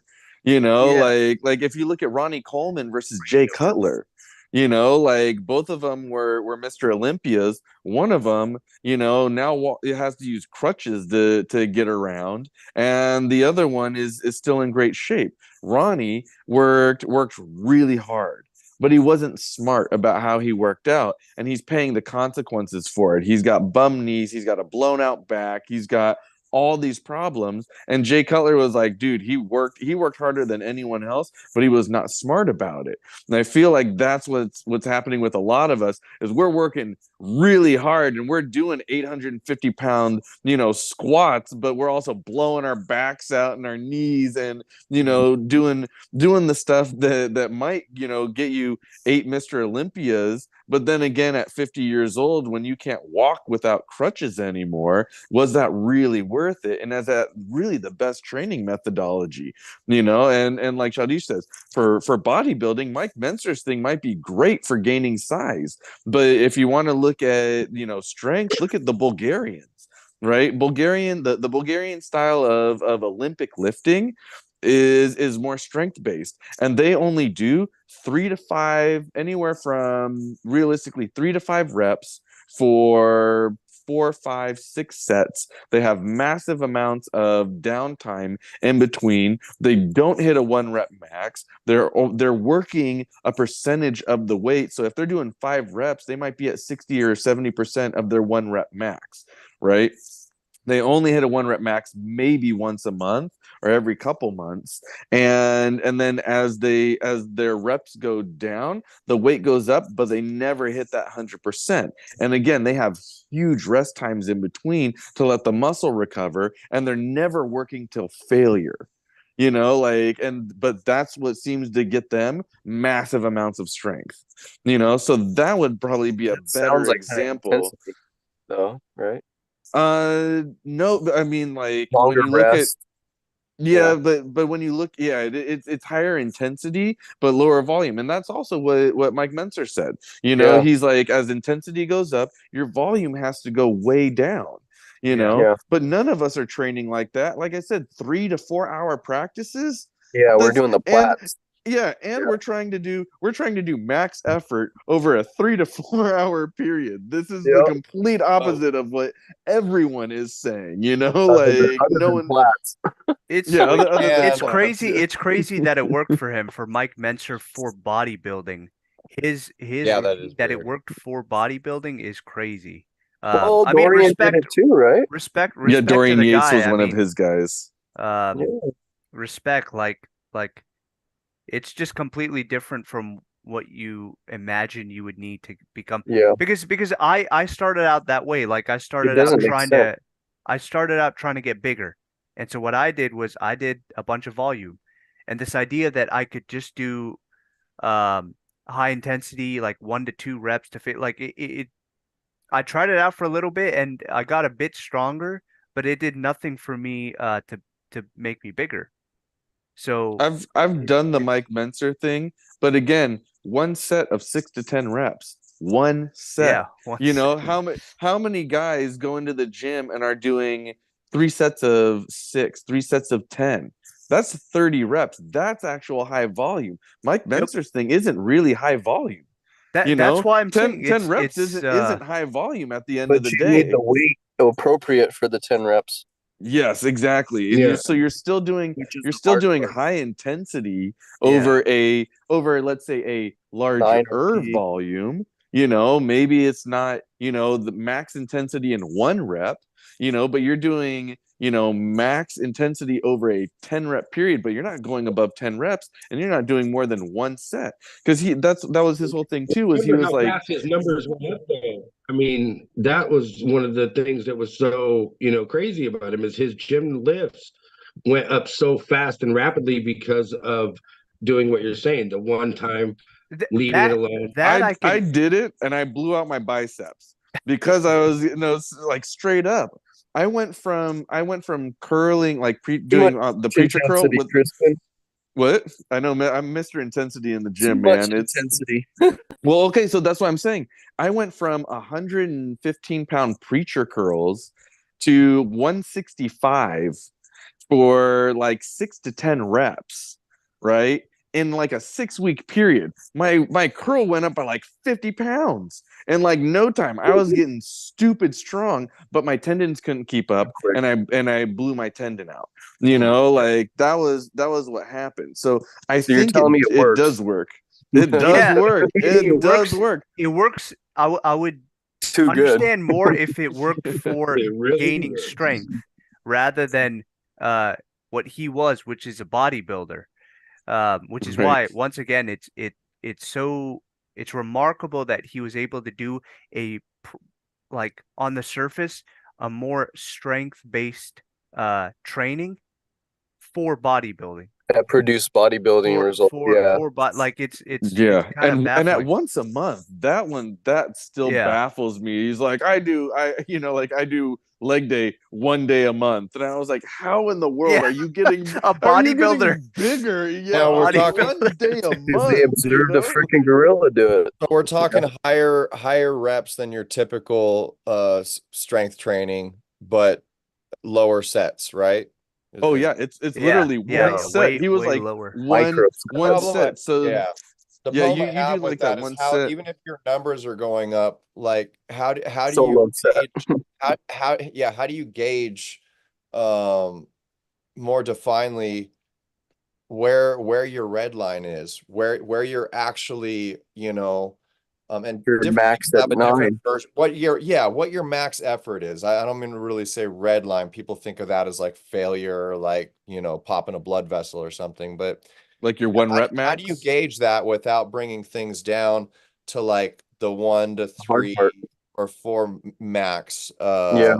rep his range? his whole thing was your numbers should be going up like regularly. And again, this is where I don't agree with him. Like, oh, you only do curls once a month, like, and then but the Right. next time you do curls, that number should go up. So as long as you're keeping it between that 6 to 10 repetitions, if I'm curling 100 pounds for like 8 reps this time, the next time I should be curling 105 pounds for 8 reps. No, maybe it's 6 or 7, but your weight keeps going up. Now when you start dropping below that like 6 rep range, then you got to drop the weight back down and work your way back up. But then he also says that if that weight ever starts decreasing, then you're not getting enough recovery. Yeah. And get but it. and it's It like seems anything, like we're a saying it has to be systematized. It can't right. just be I show up to the gym, I do whatever I want. And that's the problem with a lot of our practices, is they're not organized. They're not Not organized structured like enough. these Yeah. guys are. All these guys, like whether it's Arthur Jones, whether it's Mike Mentz or Tom Platz, they had a system. It was extremely organized. No Yep. matter who it was, it might be a different style of organization, but it is organized. Right. Log books, And I journal think books. practice can Yeah. be fun if it is organized. Maybe not like that, where we show up and do one pull and then we're gone for the Slightly, at day. least, yeah. But yeah, like I just started changing my training. This last practice Sunday was so much fun. I was there Hey, for you know how many new people we would lose if we just pulled one time? They once. come Oh to a yeah, practice and they're yeah. like, Forget about it. "That's it? Yeah, What?" yeah. I still had like a 4 or 5 hour practice and barely went full intensity. I don't know, like maybe like at least that end was very controlled with certain people. I went a little heavier, but like nothing like normal. The whole practice was spent on mechanics, speed training. I noticed Connor in the chat, you were asking how do you guys view prioritization of strength versus power and speed. And yeah, like that's a really good question. For me at this last actual table practice with people, there was a lot of repetitions going on for me. I found people that were willing to work on something that I wanted to work on that benefited them. We traded back and forth, repping out certain mechanics, certain movements, defensive, offensive, in the strap, out of the strap. We allocated time for hit training. But in terms of that speed and hit training off of a go, uh, since it was on a table with another person, that person was letting their arm go. We were mostly working on that fast twitch to the pad and feeling that motion. So in terms of the power and building strength, to me, like fundamentally, it seems not only a lot more isolating but safer to get those gains in the gym than on a table arm wrestling people. I don't know, you can get more conditioned going heavy now and then on an arm wrestling table, but even if it's like hitting into weight, one, I'm not going to hurt somebody, but I can actually, control that movement. But seeing how much I can lift once or twice is going to be a lot safer and more productive in the gym. I feel like in a controlled lift than it's going to be on the table, which is the complete opposite of what I've been doing for a long time. But I love it. I think it's the way to go for sure. I think you Speaking of need hit, I think you need speaking of both. hit, everybody hit the like. Oh, thanks, Benji. I think you need both, because like one of the things that I learned from Giannis that I was just like, well, that's just dumb because it makes so much sense. Was he was like, any lift that you do in the gym should relate as closely as possible to what you are doing on the table, right? And it is extremely difficult to replicate what we're doing on the table with the different angles, the different pressures, all those little things, to replicate that exactly in the gym. The Devon lift is nice, but how does that relate directly? Well, it gives you back pressure, but like, when are you ever just going to go straight back pressure on the table? You have to get your wrist into the right position. You have to add a little pronation in there. You add the back pressure. Maybe you get a little shoulder into it. Like, there's so much stuff that it's like there's you try and work as closely to that in the gym as possible, but then you still have to apply it to table time at the end of the day, you know. And that's why I don't like I'm not an advocate for those that like who are trying to get their strength training in the gym. They go on a table maybe once a month, you know, or less, you know, because they don't want to be beat up or whatever for their gym time. Because yeah, I feel like you're not taking what you're building and applying it on an actual table. So yeah, I think both equates to being on a table as much as possible, but in a very organized way. And then you can take what you're getting from the gym and actually apply those gains on a table, because you're constantly fashioning those movements on the table. But the organized portion to me is the same way we work out in a gym. It should be there should be a good amount of allocated time to doing it the same way on the table, meaning like reps, you know, I agree. sets and reps. If I'm just slow pulling with people and like going through angles or like holding someone new or just getting crazy with somebody that's, you know, a little more seasoned, I don't know. It doesn't really apply to a whole lot. It's still like conditioning tendons, I guess, and you're kind of slow-mowing angles. But in terms of like getting stronger and more articulate, you know, I feel like it's got to come in several repetitions. You know, what are we working right now, you know? And that's something I've gotten really distant from. And I noticed in competition, there's just such a huge disconnection between certain movements that I know how to do, especially if we're slow pulling, you know. But the reaction and the muscle memory is not there to these things because I'm not muscle memory, you know, applying to muscle memory these certain adjustments that happen really quick in a match. Yeah. And even just the hit off the start, that has to be trained. Like it has to be trained in repetition, you know. So I agree. I completely agree. Repetition is also building that those neural pathways, those neurological pathways.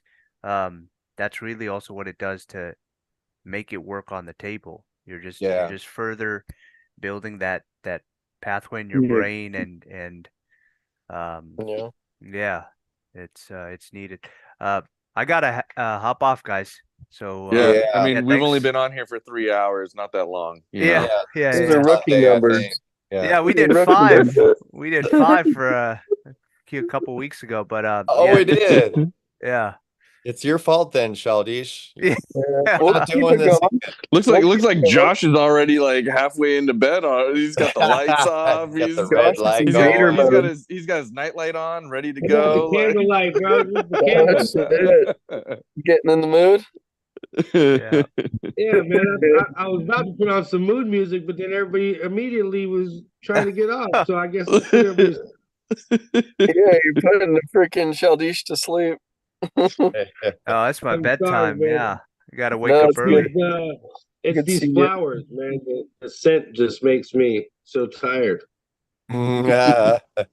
Well, thank you everybody in the chat for hanging out. Connor, Orion Armwrestling, Tommy, thank you for hanging out. Everybody watching, go check out Orion Armwrestling. He's got some really cool videos. He covered the last Kringle pull with Benji. Go check out Benjimac's channel. He has some good coverage too.